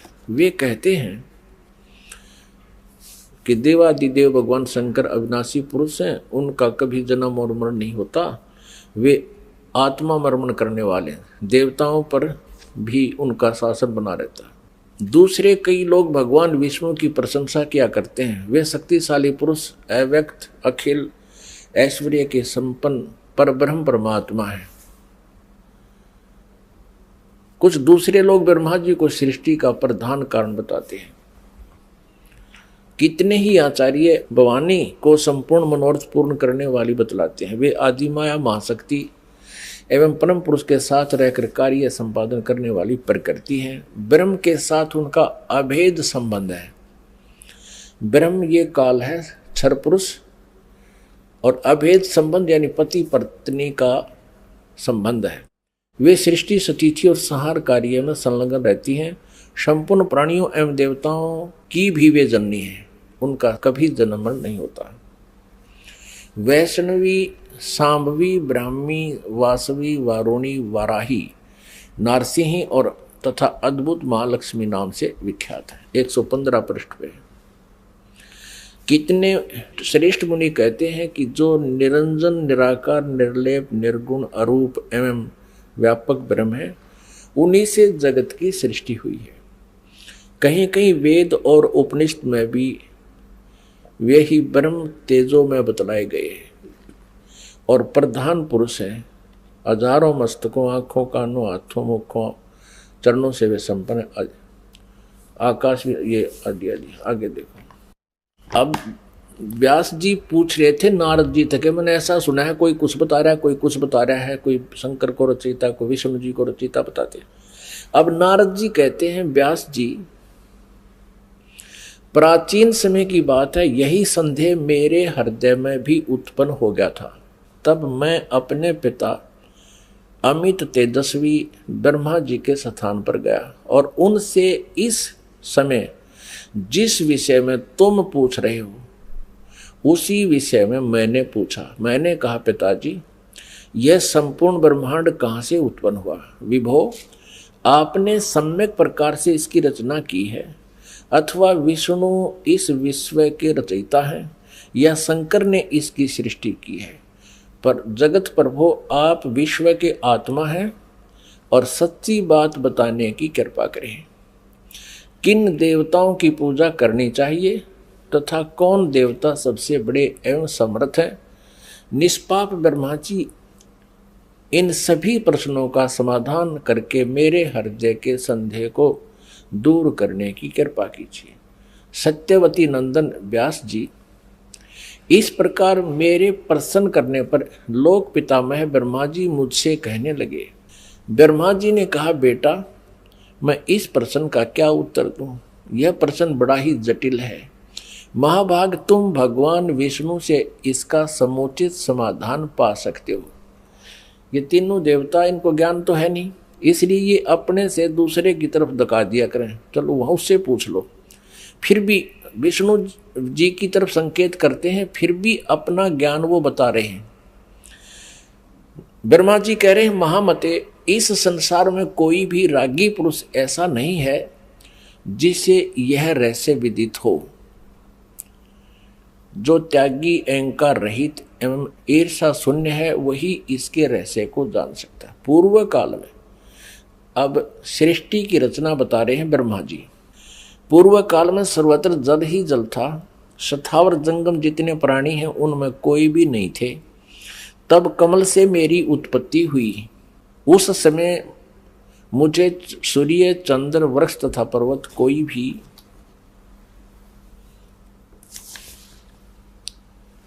116 पृष्ठ में 3रा स्कंध देवी भागवत का दिखाई नहीं पड़े। मैं कमल की कणिका पर बैठकर विचार करने लगा, इस अगाध जल में मैं कैसे उत्पन्न हो गया, कौन मेरा रक्षक है तथा इस प्रलय काल में सृष्टि एवं संहार करने वाले कौन विशिष्ट पुरुष हैं। कहीं भी स्पष्ट रूप से भूमि भी नहीं दिखती जिस पर यह जल टिका हुआ है। यह कमल कैसे उत्पन्न हुआ, यों विचार करके मैं जल में उतरा। ब्रह्मा जी कह रहे हैं 1000 वर्ष तक पृथ्वी का अन्वेषण करता रहा, यानी खोज करता रहा। इस पर भी मुझे उस जल का कहीं और छोर नहीं मिला। इतने में आकाशवाणी हुई, तप करो तप करो। तब मैंने तपस्या आरंभ कर दी। कमल पर बैठे ही 1000 वर्ष तक मैं तप करता रहा। फिर उसी समय सृष्टि करो ऐसी आकाशवाणी सुनाई पड़ी। उसे सुनकर मैं बड़े आश्चर्य में पड़ गया। सोचा कि किसकी सृष्टि करूं अथवा मेरा क्या कर्तव्य है। उसी समय मधु और कैटब नाम के 2 भयंकर दानव राक्षस सामने आ गए। वे उस महावर्ण में मुझसे युद्ध करने की इच्छा प्रकट करने लगे। मैं उनसे भयभीत हो उठा। तब कमल का डंठल पकड़कर जल में उतरा। वहां मुझे एक परम अद्भुत पुरुष के दर्शन मिले। उनका श्री विग्रह माने शरीर मेघ के समान श्याम था, बादलों की तरह, काले बादलों की तरह। वे पीतांबर पहने थे, 4 भुजाएं थी, शेष नाग की सैया पर सोए थे। उन जगत प्रभु के गले को वनमाला सुशोभित कर रही थी। शंख, चक्र, गदा और पद्म इन 4 आयुधों से अनुपम शोभा पा रहे थे। ऐसे शेष शाही भगवान विष्णु का मुझे दर्शन हुआ। वे योग निंद्रा के वशीभूत होकर गाढ़ी नींद में सोए हुए थे। उनकी सारी चेष्टाएं शांत थी। नारद जी शेष नाग की सैया पर सोए हुए उन प्रभु को देखकर मेरा मन चिंतित हो उठा। इतने में भगवती योग निंद्रा याद आ गई। मैंने उनका सत्वन किया।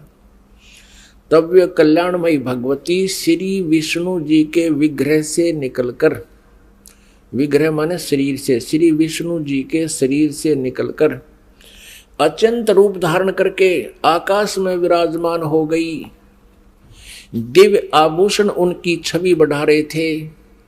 जब योग निंद्रा भगवान विष्णु के शरीर से अलग होकर आकाश में विराजने लगी, तब तुरंत ही श्री हरि उठ बैठे। अपने आत्माओं, जैसा आज आपको सृष्टि रचना में पहले बताया था, वर्बली दास ने बताया था, जो परमात्मा ने हमें बता रखा था, कबीर साहब ने ये कहा था कि दुर्गा ब्रह्मा जी, विष्णु जी और शिव जी की माता है, श्री देवी, और ये काल ज्योति निरंजन इनका पिता है। ये क्या करते हैं, इन तीनों बच्चों की उत्पत्ति करते हैं। ये काल यानी ब्रह्म, सर्वपुरुष भी कहते हैं इसको, सर्वब्रह्म भी कहते हैं। सर्वब्रह्म और ये दुर्गा जी, इन दोनों के पति पत्नी व्यवहार से श्री ब्रह्मा जी, श्री विष्णु जी, श्री शिव जी की उत्पत्ति होती है, जन्म होता है। और ये क्या करते हैं, इनको बाल्यावस्था से ही कोमा में कर देते हैं, अचेत कर देते हैं और उनकी परवरिश जारी करते हैं। जब ये युवा होते हैं तो इनको सचेत कर देते हैं। अब ये दुर्गा अन्य रूप धारण करके प्रेतवत, प्रेतनी की तरह विष्णु जी के शरीर में प्रवेश करके इनको बेहोश किए हुए थी। ऐसे ही ब्रह्मा जी को ये कमल के फूल पर रख दिया और तब तक ये अचेत था, कोमा में डाल रखा था। ये खुद कहता मुझे पता नहीं मैं कमल के फूल पर कहां से उत्पन्न हो गया, मेरा कौन जनक है। अब नीचे उतरा तो देखा विष्णु जी बेहोश पड़े थे वो, और उसमें से जब वो दुर्गा निकल गई बाहर आई तो वो सचेत हो गए।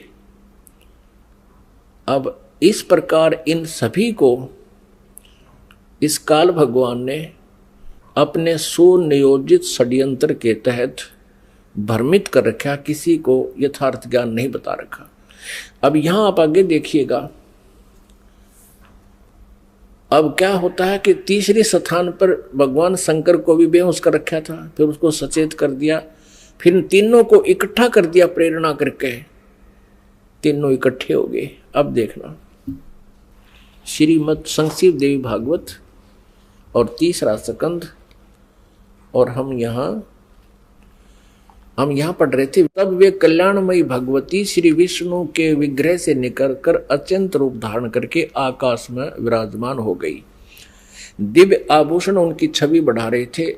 जब योग निंद्रा भगवान विष्णु के शरीर से अलग होकर आकाश में विराजने लगी, तब तुरंत ही श्री हरि उठ बैठे। उन्होंने मधु और कैटब के साथ 5000 वर्ष तक बड़ी घमासान लड़ाई की। तब वे दैत्य मरे। पहले देवी के कटाक्ष से मधुर और कैटब मोहित हो गए थे। उसके बाद भगवान विष्णु ने गोद में लेटाकर उन्हें वहीं प्राणों से रहित कर दिया। अब वहां मैं और भगवान विष्णु दो थे, वहीं रुद्र भी प्रकट हो गए।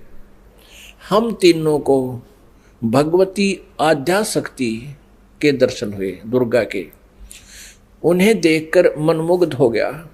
हमने उनकी उत्तम स्तुति की। तब वे आदि शक्ति हम लोगों से कहने लगी। देवी ने कहा, ब्रह्मा विष्णु और महेश्वर, तुम भली भांति सावधान होकर अपने अपने कार्य में संलग्न हो जाओ। सृष्टि, स्थिति और संहार ये तुम्हारे कार्य हैं। ब्रह्मा जी कहते हैं भगवती आद्याशक्ति की, हम 117 पृष्ठ पर पढ़ रहे हैं, तीसरा स्कंद। वह वाणी बड़ी मधुर थी, सुंदर एवं सुखप्रद थी। हमने वह स्पष्ट सुनी। हम लोगों ने उनसे कहा, माता, हम किस प्रकार इन प्रजाओं के सर्जन आदि कार्य करने में सफल हों? विस्तृत भूमि का अभाव है, सभी स्थान जलमग्न है। हमारी बात सुनकर उन कल्याण स्वरूपिणी भगवती का मुखमंडल मुस्कान से भर गया। इतने में एक सुंदर विमान आकाश से उतरा। तब उन देवी ने हमें आज्ञा दी, देवताओं, निर्भीक होकर इच्छा पूर्वक इस विमान में प्रवेश कर जाओ। ब्रह्मा विष्णु और रुद्र, आज मैं तुम्हें एक अद्भुत दृश्य दिखलाती हूँ। हमने भगवती की बात सुनकर उसे सिरोधार्य कर लिया। उस रत्न जटित विमान पर चढ़कर हम लोग आराम से बैठ गए। हम तीनों देवताओं को उस पर बैठे देखकर देवी ने अपने सामर्थ्य से विमान को आकाश में उड़ा दिया। ब्रह्मा जी कहते हैं, मन के समान तीव्र गति से चलने वाला वह विमान जिस अपरिचित स्थान पर गया, वहां संपूर्ण फलों से लदे हुए अनेक सुंदर वृक्ष थे। आगे एक अत्यंत सुंदर नगर दिखाई पड़ा। अद्भुत चार दीवारी उस नगर की छवि बढ़ा रही थी। उसमें बहुत से ऊंचे ऊंचे महल थे। उचित स्थान पर यज्ञशालाएं बनी थी। क्षण भर के बाद वह एक दूसरे सुंदर प्रदेश में जा पहुंचा। वहां हमने देखा अनुपम नंदन वन था। पारिजात की संगन छाया के नीचे सुरभि गो बैठी थी। आप पास में ही ऐरावत हाथी विराजमान था। सैकड़ों अप्सराएं, यक्ष, गंधर्व और विद्याधर उस पराजित के उपवन में गाते एवं विहार करते थे। देखा तो वही महाभाग इंद्र भी थे। उनके समीप उनकी प्राण प्रिया सची विद्यमान थी। उस स्वर्ग के दृश्य को देखकर हम 118 पृष्ठ पे आश्चर्यचकित हो गए। आगे देखना। इतने में हमारा विमान तेजी से चल पड़ा और वह दिव्य धाम ब्रह्मलोक में जा पहुंचा। संपूर्ण देवता उस नगर के सामने मस्तक झुकाया करते थे। वहां एक दूसरे ब्रह्मा विराजमान थे। उन्हें देखकर भगवान शंकर और विष्णु को बड़ा आश्चर्य हुआ। सभा लगी थी। भगवान शंकर और विष्णु ने मुझसे पूछा, चतुरानन, ये अविनाशी ब्रह्मा कौन है? मैंने उत्तर दिया, मुझे कुछ पता नहीं। सृष्टि के अधिष्ठाता ये कौन है? भगवान, मैं कौन हूं, ये कौन है, और हमारा उद्देश्य क्या है? इस उलझन में मेरा मन चक्कर काट रहा है। इतने में मन के समान तीव्रगामी वह विमान तुरंत वहां से चल पड़ा और कैलाश के सुर में शिखर पर जा पहुंचा। आगे देखो, वहां विमान के पहुंचते ही एक भव्य भवन से त्रिनेत्रधारी भगवान शंकर निकले। वे नंदी वृषभ पर बैठे थे। उनके 5 मुख थे, 10 भुजाएं थी। मस्तक पर चंद्रमा सुशोभित हो रहा था। क्षण भर के बाद वह विमान उस शिखर से भी पवन के समान तेज चाल से उड़ा और बैकुंठ लोक में पहुंच गया। वहां भगवती लक्ष्मी का विलास भवन था। बेटा नारद, वहां मैंने जो संपत्ति देखी उसका वर्णन करना मेरे लिए असंभव है। उस उत्तमपुरी को देखकर विष्णु का मन आश्चर्य के समुद्र में गोता खाने लगा। एक विष्णु तो विमान में बैठा है, एक ब्रह्मा बैठा है, एक शंकर बैठा है, और एक एक ओर देखे तो वहां कमल लोचन श्री हरि विराजमान थे। अलसी के फूल के समान उनके श्री विग्रह की कांति थी। पीतांबर पहने थे, 4 भुजाएं थी। वे पक्षी राज गरुड़ पर विराजमान थे। दिव्य आभूषणों से उनकी अनुपम शोभा हो रही थी। प्राण प्रिया लक्ष्मी जी चंवर डुला रही थी। उन सनातन श्री हरि की झांकी पाकर हम सभी भौचक्के से रह गए। एक दूसरे को देखते हुए हम विमान में एक उत्तम आसन पर बैठे रहे।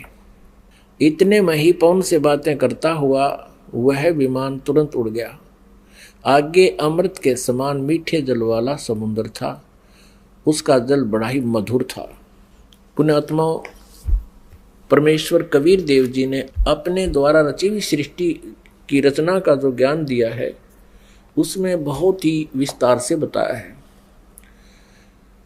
अब ये श्री ब्रह्मा जी, विष्णु जी, शिव जी विमान में बैठे हैं। दुर्गा ने इनको आकाश में उड़ा दिया विमान को।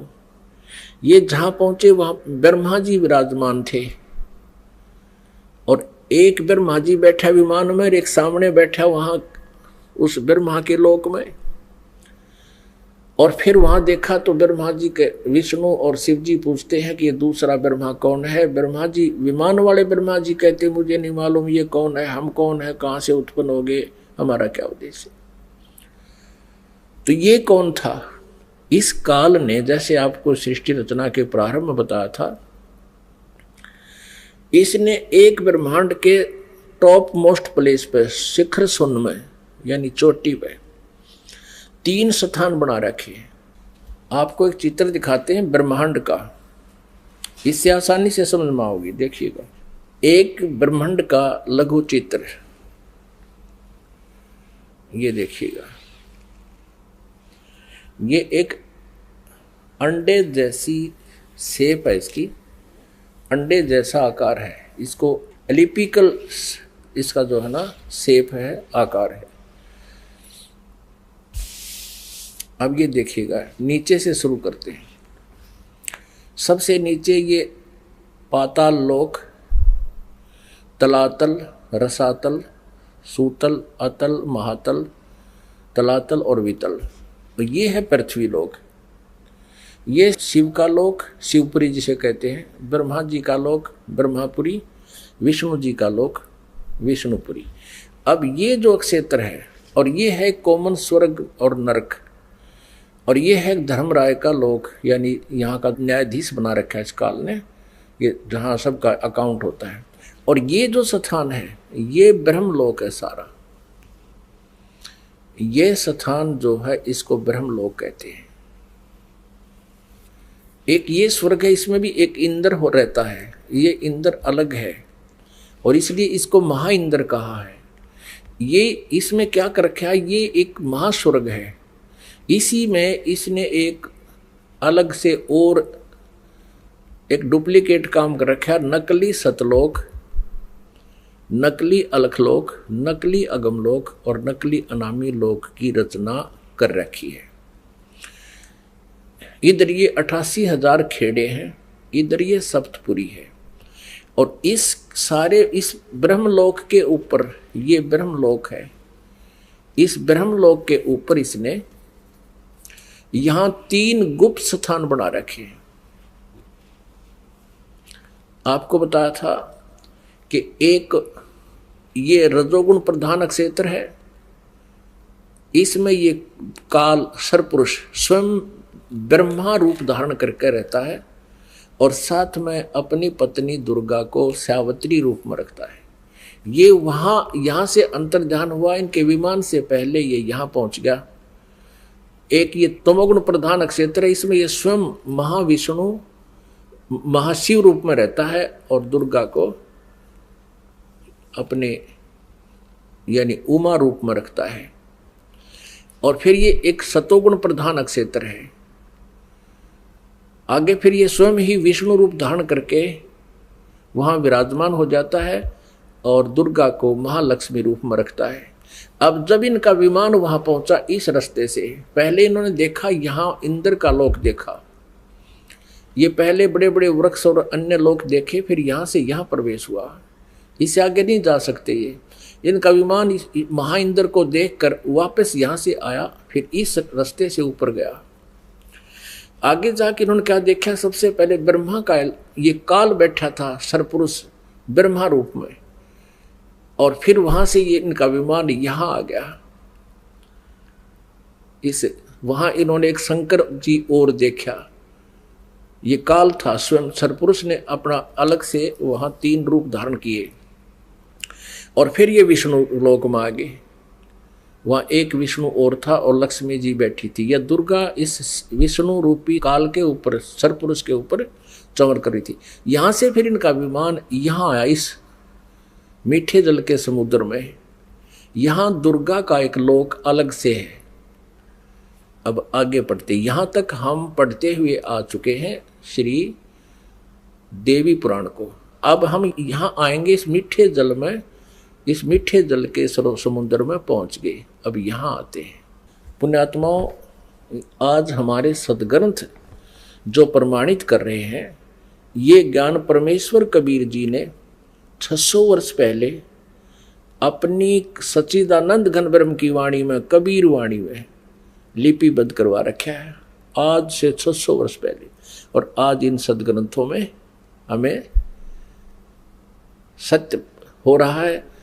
तो इससे सिद्ध है कि पूर्ण परमात्मा कबीर जी हैं, जिन्होंने पहले ही ये ज्ञान हमें दे रखा था और हमारे सदग्रंथों में विद्यमान है। अब हम कहाँ तक पढ़ते हुए आगे कि इन तीनों ये विमान में बैठे हैं, ब्रह्मा विष्णु शिव जी, और दुर्गा ने अपनी शक्ति से विमान को आकाश में उड़ा दिया। पहले वो पहुंचे ब्रह्मा जी के लोक में, वह इस काल के उस स्थान पर पहुंचे जो रजोगुण प्रधान है। वहां यह स्वयं ही सरपुरुष यानी काल ब्रह्म स्वयं ही ब्रह्मा रूप धारण करके विराजमान था। आगे फिर गए तो इस शंकर रूप में विराजमान था, आगे गए तो ये विष्णु रूप में विराजमान था। फिर वहां से इनका विमान कहाँ गया, ये सारा इसलिए किया गया था कि कहीं ये अपने आप को भगवान ना मान बैठे, इनका भ्रम निवारण कर दें। अब देखना, ये देवी भागवत चल रहा है, श्रीमद् देवी भागवत गीता प्रेस गोरखपुर से प्रकाशित है। ये वही पुस्तक है जो आपको पहले दिखाई थी। हमने यहां तक पढ़ लिया, हमने ये पढ़ा 118 पे। इतने में हमारा विमान तेजी से चल पड़ा और एक दिव्य धाम ब्रह्म लोक में जा पहुंचा। वहां पर एक दूसरे ब्रह्मा विराजमान थे। एक तो विमान में बैठा है, एक वहां विराजमान था दूसरा, वो ब्रह्म था, सरपुरुष था। वो धोखा देता है इनको, वो स्वयं ब्रह्मा रूप में वहां विराजमान था। उन्हें देखकर भगवान शंकर और विष्णु को बड़ा आश्चर्य हुआ। सभा लगी थी। भगवान शंकर और विष्णु ने मुझसे पूछा, चतुरानन ये अविनाशी ब्रह्मा कौन है? मैंने उत्तर दिया, मुझे कुछ पता नहीं। सृष्टि के अधिष्ठाता ये कौन है? भगवान मैं कौन हूँ? ये कौन है? और हमारा क्या उद्देश्य है? इस उलझन में मेरा मन चक्कर काट रहा है। इतने में मन के समान तीव्रगामी वह विमान तुरंत वहां से चल पड़ा और कैलाश के सुर में शिखर पर जा पहुंचा। वहां विमान के पहुंचते ही एक भव भवन से त्रिनेत्रधारी भगवान शंकर निकले। वे नंदी वृषभ पर बैठे थे। ये काल निकला वहां से, सरपुरुष। और फिर वहां से क्षण भर के बाद वह विमान उस शिखर से भी पवन के समान तेज चाल से उड़ा और बैकुंठ लोक में पहुंच गया। वहां पर कौन थे? वहां कमल लोचन श्री हरि विराजमान थे। विष्णु जी एक और यो काल बैठा था, सरब्रह्म सरपुरुष, और उसकी 4 भुजाएं थी। पक्षीराज गरुड़ पर विराजमान थे और प्राण प्रिय लक्ष्मी जी चौंध बुला रही थी। अब हम यहाँ आते हैं, नीचे देखते हैं। इतने में पवन से बातें करता हुआ वह विमान तुरंत उड़ गया। आगे अमृत के समान मीठे जल वाला समुद्र था, जिसका जल बड़ा ही मधुर था। हम 119 पृष्ठ पर पढ़ेंगे, अब 118 हमने पढ़ लिया। उस समुद्र में वहां एक मनोहर द्वीप था। उस द्वीप में एक मंगल में मनोहर पलंग बिछा था। उस पलंग में सुंदर रत्न जड़े थे। उस उत्तम पलंग पर एक दिव्य रमणी बैठी थी, या दुर्गा जाकर वहां विराजमान होगी आगे। वे ऐसी प्रभावपूर्ण देवी थी मानो करोड़ों बिजलियां एक साथ चमक रही हो। अत्यंत सुंदर मुख था, लाल लाल दांत थे, करोड़ों लक्ष्मियों से भी अधिक वह सुंदर थी। वे ऐसी प्रभावपूर्ण देवी थी मानो करोड़ों बिजलियां एक साथ चमक रही हो। अत्यंत सुंदर मुख था, लाल लाल दांत थे। ये पढ़ लिया। अब यहाँ है, उन्हें देखकर हम सभी महान आश्चर्य में पड़ गए। कुछ समय तक हम वहीं ठहरे रहे। आपस में कहने लगे, ये सुंदरी कौन है और इसका क्या नाम है? हम इसके विषय में बिल्कुल अनभिज्ञ हैं। इसके हजारों नेत्र, हजारों हाथ, हजारों मुख हैं। दूर से देखने पर ही वे कितनी सुंदर प्रतीत हो रही हैं। ये न कोई अप्सरा है, न कोई गंधर्व कन्या और न देव कन्या। नारद, यों संदेहग्रस्त होकर हम लोग वहां रुके रहे। तब भगवान विष्णु ने उन चारों साहिनी भगवती को देखकर विवेक पूर्वक निश्चय कर लिया कि ये भगवती जगदम्बिका हैं। तब उन्होंने कहा कि ये भगवती हम सब की आदि कारण है। महाविद्या और मां माया इनके नाम हैं। ये पूर्ण प्रकृति है। अपने आत्माओं, विष्णु जी कह रहे हैं, क्योंकि विष्णु जी की बुद्धि खोल दी काल ने। अब हम 120 पृष्ठ पर पढ़ेंगे। संक्षिप्त देवी भागवत गीता प्रेस गोरखपुर से प्रकाशित है। ये वे ही दिवांगना है। विष्णु जी बता रहे हैं अपना पिछले, इसकी थोड़ी सी बैकग्राउंड दिखा दी विष्णु को, इस काल भगवान ने और दुर्गा ने। ये वे ही दिवांगना है जिनके प्रलय वर्ण में मुझे दर्शन हुए थे। उस समय मैं बालक रूप में था। मुझे पालने पर ये झुला रही थी। विष्णु जी के जन्म का प्रत्यक्ष प्रमाण। छोटा सा बालक था विष्णु जी। वट वृक्ष के पत्थर पर एक सुदृढ़ सैया बिछी थी। उस पर लेटकर मैं पैर के अंगूठे को अपने कमल जैसे मुख में लेकर चूस रहा था। कहते प्रलय वर्ण में मुझे दर्शन हुए थे इस देवी के। उस समय में बालक रूप में था, छोटा सा बच्चा था। ये मुझे झुला रही थी, मैं अंगूठे चूस रहा था पैरों के। इन्हें देखकर मुझे पहले की बात याद आ गई। ये हम सब की जननी है। अब 121 पृष्ठ पे अब विष्णु जी ही बता रहे हैं। भगवान विष्णु बोले, प्रकृति देवी को नमस्कार है, भगवती विधात्री को निरंतर नमस्कार है। ये स्तुति करते हुए भगवान आ रहे हैं विष्णु जी। यहां देखिएगा 123 पृष्ठ पे जो प्रारंभ में पढ़ा था, अब वहीं फिर आगे हम भगवान विष्णु स्तुति कर रहे हैं अपनी दुर्गा माता की। तुम शुद्ध स्वरूपा हो, यह सारा संसार तुम इसे उद्भासित हो रहा है। मैं ब्रह्मा और शंकर हम सभी तुम्हारी कृपा से विद्यमान हैं। हमारा आविर्भाव यानी जन्म और तिरोभाव माने मृत्यु हुआ करता है। केवल तुम ही नित्य हो, जगत जननी हो, प्रकृति और सनातनी देवी हो। भगवान शंकर बोले, देवी यदि महाभाग विष्णु तुम्ही से प्रकट हुए हैं तो उनके बाद उत्पन्न होने वाले ब्रह्मा भी तुम्हारे बालक हुए हैं। फिर मैं तमोगुणी लीला करने वाला शंकर क्या तुम्हारी संतान नहीं हुआ? अर्थात मुझे भी उत्पन्न करने वाली तुम ही हो। शिवे, संपूर्ण संसार की सृष्टि करने में तुम बड़ी चतुर हो। इस संसार की सृष्टि, स्थिति और संहार में तुम्हारे गुण सदा समर्थ है। उन्हीं तीनों गुणों से उत्पन्न हम ब्रह्मा, विष्णु एवं शंकर नियमानुसार कार्य में तत्पर रहते हैं। अब पुण्यात्माओं, आप जी ने अपने सदग्रंथों को स्वयं पढ़ लिया और ये अभी तक पवित्र हिंदू धर्म के गुरुजन, ये आचार्य मंडलेश्वर, महामंडलेश्वर, गीता मनीषी, गीता के मर्मज ज्ञाता, वेदों के ज्ञाता, पुराणों के ज्ञाता कहलाते थे। इन्होंने कह का भी पता नहीं था। ये अज्ञानी हैं जो आज तक हमारे भगवानों यानी जिनको हम समर्थ मान रहे थे, अजरो अमर सुना करते थे, इनसे ये नहीं बता सके कि इनकी स्थिति क्या है, जबकि इनकी जीवनी बता रही है महापुरुषों की कि इनकी ये स्थिति है। पुण्यात्माओं, जैसा कि आपको सृष्टि रचना के प्रारंभ में जब कथा शुरू करी थी बताया था कि काल भगवान ने, इस क्षर पुरुष ने, जो ब्रह्मा विष्णु महेश के पिताजी हैं, दुर्गा जी के पति हैं, जो श्री देवी के पति हैं और ब्रह्मा विष्णु महेश के पिता हैं, इसने ये कहा था दुर्गा से कि मेरा भेद किसी को मत बताना।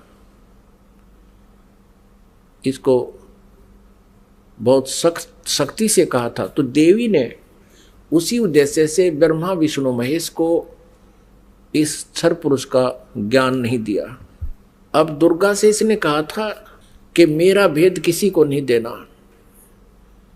इसी प्रकार दुर्गा ने इनको कोई उस भेद नहीं दिया ब्रह्म का, फिर भी सच्चाई छुप नहीं सकी। अब इसी में आपको प्रमाणित करते हैं देवी भागवत में, ब्रह्मा जी ने वेदों को पढ़ा, दुर्गा से पूछा कि वेदों में ये लिखा है कि केवल एक ब्रह्म जिसके बराबर दूसरा नहीं है। ब्रह्म माने परमात्मा भी होता है, वो ब्रह्म माने भगवान होता है, वो एक ही परमात्मा पूजा के योग्य है। तो वो क्या आप ही हो क्या? ब्रह्मा ने पूछा, क्या वो आप ही हो? दुर्गा से कहते।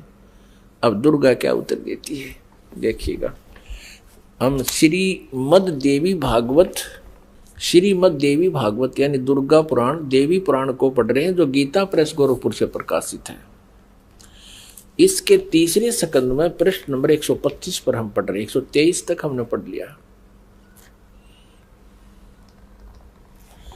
यहां 124 पे देखिएगा,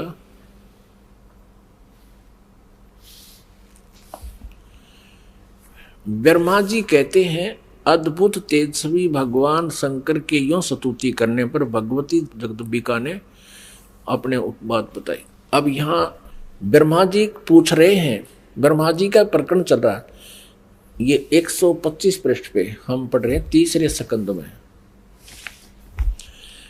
इस मूर्त और अमूर्त जगत का आधार तुमसे पूर्व कोई भी दूसरा पुरुष नहीं था, कोई तीसरा भी नहीं है। एकम एवं द्वितीयम ब्रह्म, इस वेद के वचन को व्यर्थ कहना तो बनता नहीं। अब दुर्गा इनको कहा करती, मैं ही सब कुछ हूं, मैं ही तुम्हारा पिता हूं, मैं तुम्हारी माता हूं।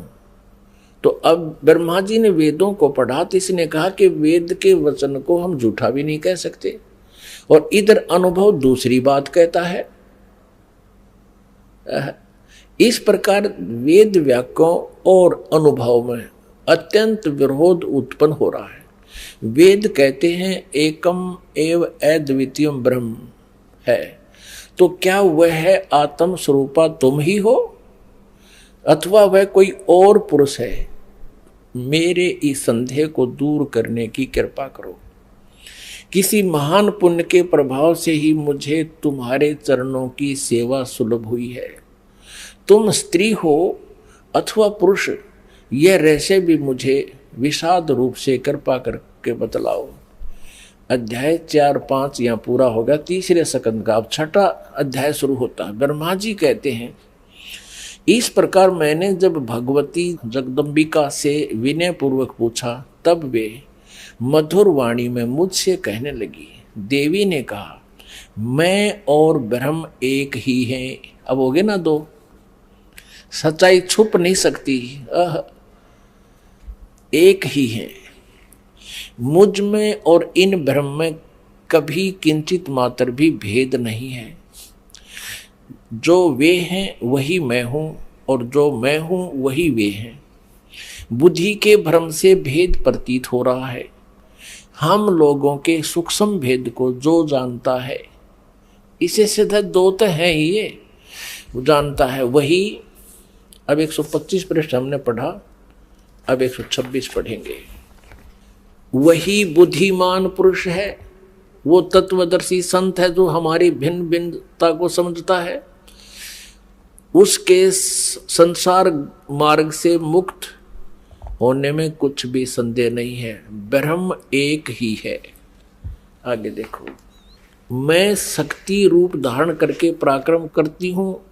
गौरी, ब्राह्मी, रौद्री, वाराही, वैष्णवी, शिवा, वारुणी, कौबेरी, नारसिंही और वासवी सभी मेरे रूप हैं। विभिन्न कार्यों के उपस्थित होने पर उन देवियों के भीतर अपनी शक्ति स्थापित करके मैं सारी व्यवस्था करती हूँ। हाँ, उस देवी को निमित्त बना लेना मेरा स्वभाव है। अब आगे देखना। अपने आत्माओं, आप पढ़ रहे हो अपने सदग्रंथों को स्वयं। आप जी ने तीसरे स्कंद में और प्रश्न नंबर 125 पे पढ़ा। ब्रह्मा जी कहते हैं कि मैंने जब दुर्गा जी से ये पूछा, माता से, जगदम्बिका से, कि वेदों में लिखा है कि एकम एव अद्वितीयम ब्रह्म, अद्वितीयम जिसके बराबर दूसरा कोई नहीं हो, वो ब्रह्म ही सब कुछ है। उधर से उपनिषद और आप जो कह रहे हो कि मैं ही सब कुछ हूं, मैं ही सृष्टि रचना करने वाली हूं, मेरे अतिरिक्त कोई नहीं है, तो इन वेद के वाक्य को झूठा भी नहीं कहा जा सकता। अनुभव हमारा बताता है कि परमात्मा निराकार है और वेद बताते हैं कि वो साकार है, तो हमारे अनुभव में और यथार्थता में बहुत विरोध है। तो क्या वो ब्रह्म आप ही हो या कोई और है? ब्रह्मा जी ने पूछा। अब दुर्गा पहले तो बहकाती है उनको कि उस ब्रह्म में और मेरे में कोई अंतर नहीं है, मैं ही वही हूँ, वो मैं ही हूँ। हम दोनों का सूक्ष्म भेद जो जानता है वो परम पुरुष है, विद्वान पुरुष है, तत्वदर्शी। आगे फिर देखना 129 पृष्ठ पे है, बिल्कुल स्पष्ट हो जाता है। देखिएगा, तीसरा स्कंद देवी भागवत, हम तीसरा स्कंद पढ़ रहे हैं, संक्षिप्त देवी भागवत का पृष्ठ नंबर 129 पर है। यहां देखिएगा, यो सृष्टि कर्म मैंने संक्षेप में तुम्हें बतला दिया। यह देवी कह रही है, दुर्गा बता रही है। यहां देवी का प्रवचन चल रहा है। देवी ने कहा, ये देवी बता रही है। यो 129 पृष्ठ पे, यो सृष्टि कर्म मैंने संक्षेप में तुम्हें बतला दिया। महानुभाव देवताओं ब्रह्मा विष्णु और शिव को दुर्गा कह रही है, अब मेरा कार्य सिद्ध करने के लिए विमान पर बैठकर तुम लोग शीघ्र पधारो जाओ। कोई कठिन कार्य उपस्थित होने पर जब तुम मुझे समन करोगे तब मैं सामने आ जाऊंगी। देवताओं, मेरा और सनातन परमात्मा का ध्यान तुम्हें सदा करते रहना चाहिए। अब यहां ये दो हो गए, तब तो कह रही थी मैं ही सब कुछ हूं, और अब ये कह रही है दो, मेरा और ये दुर्गा ब्रह्म को ही सनातन परमात्मा बता रही है। हम दोनों का आगे दो, हम दोनों का समन करते रहोगे तो तुम्हारे कार्य सिद्ध होने में किंचित मात्र भी संदेह नहीं रहेगा।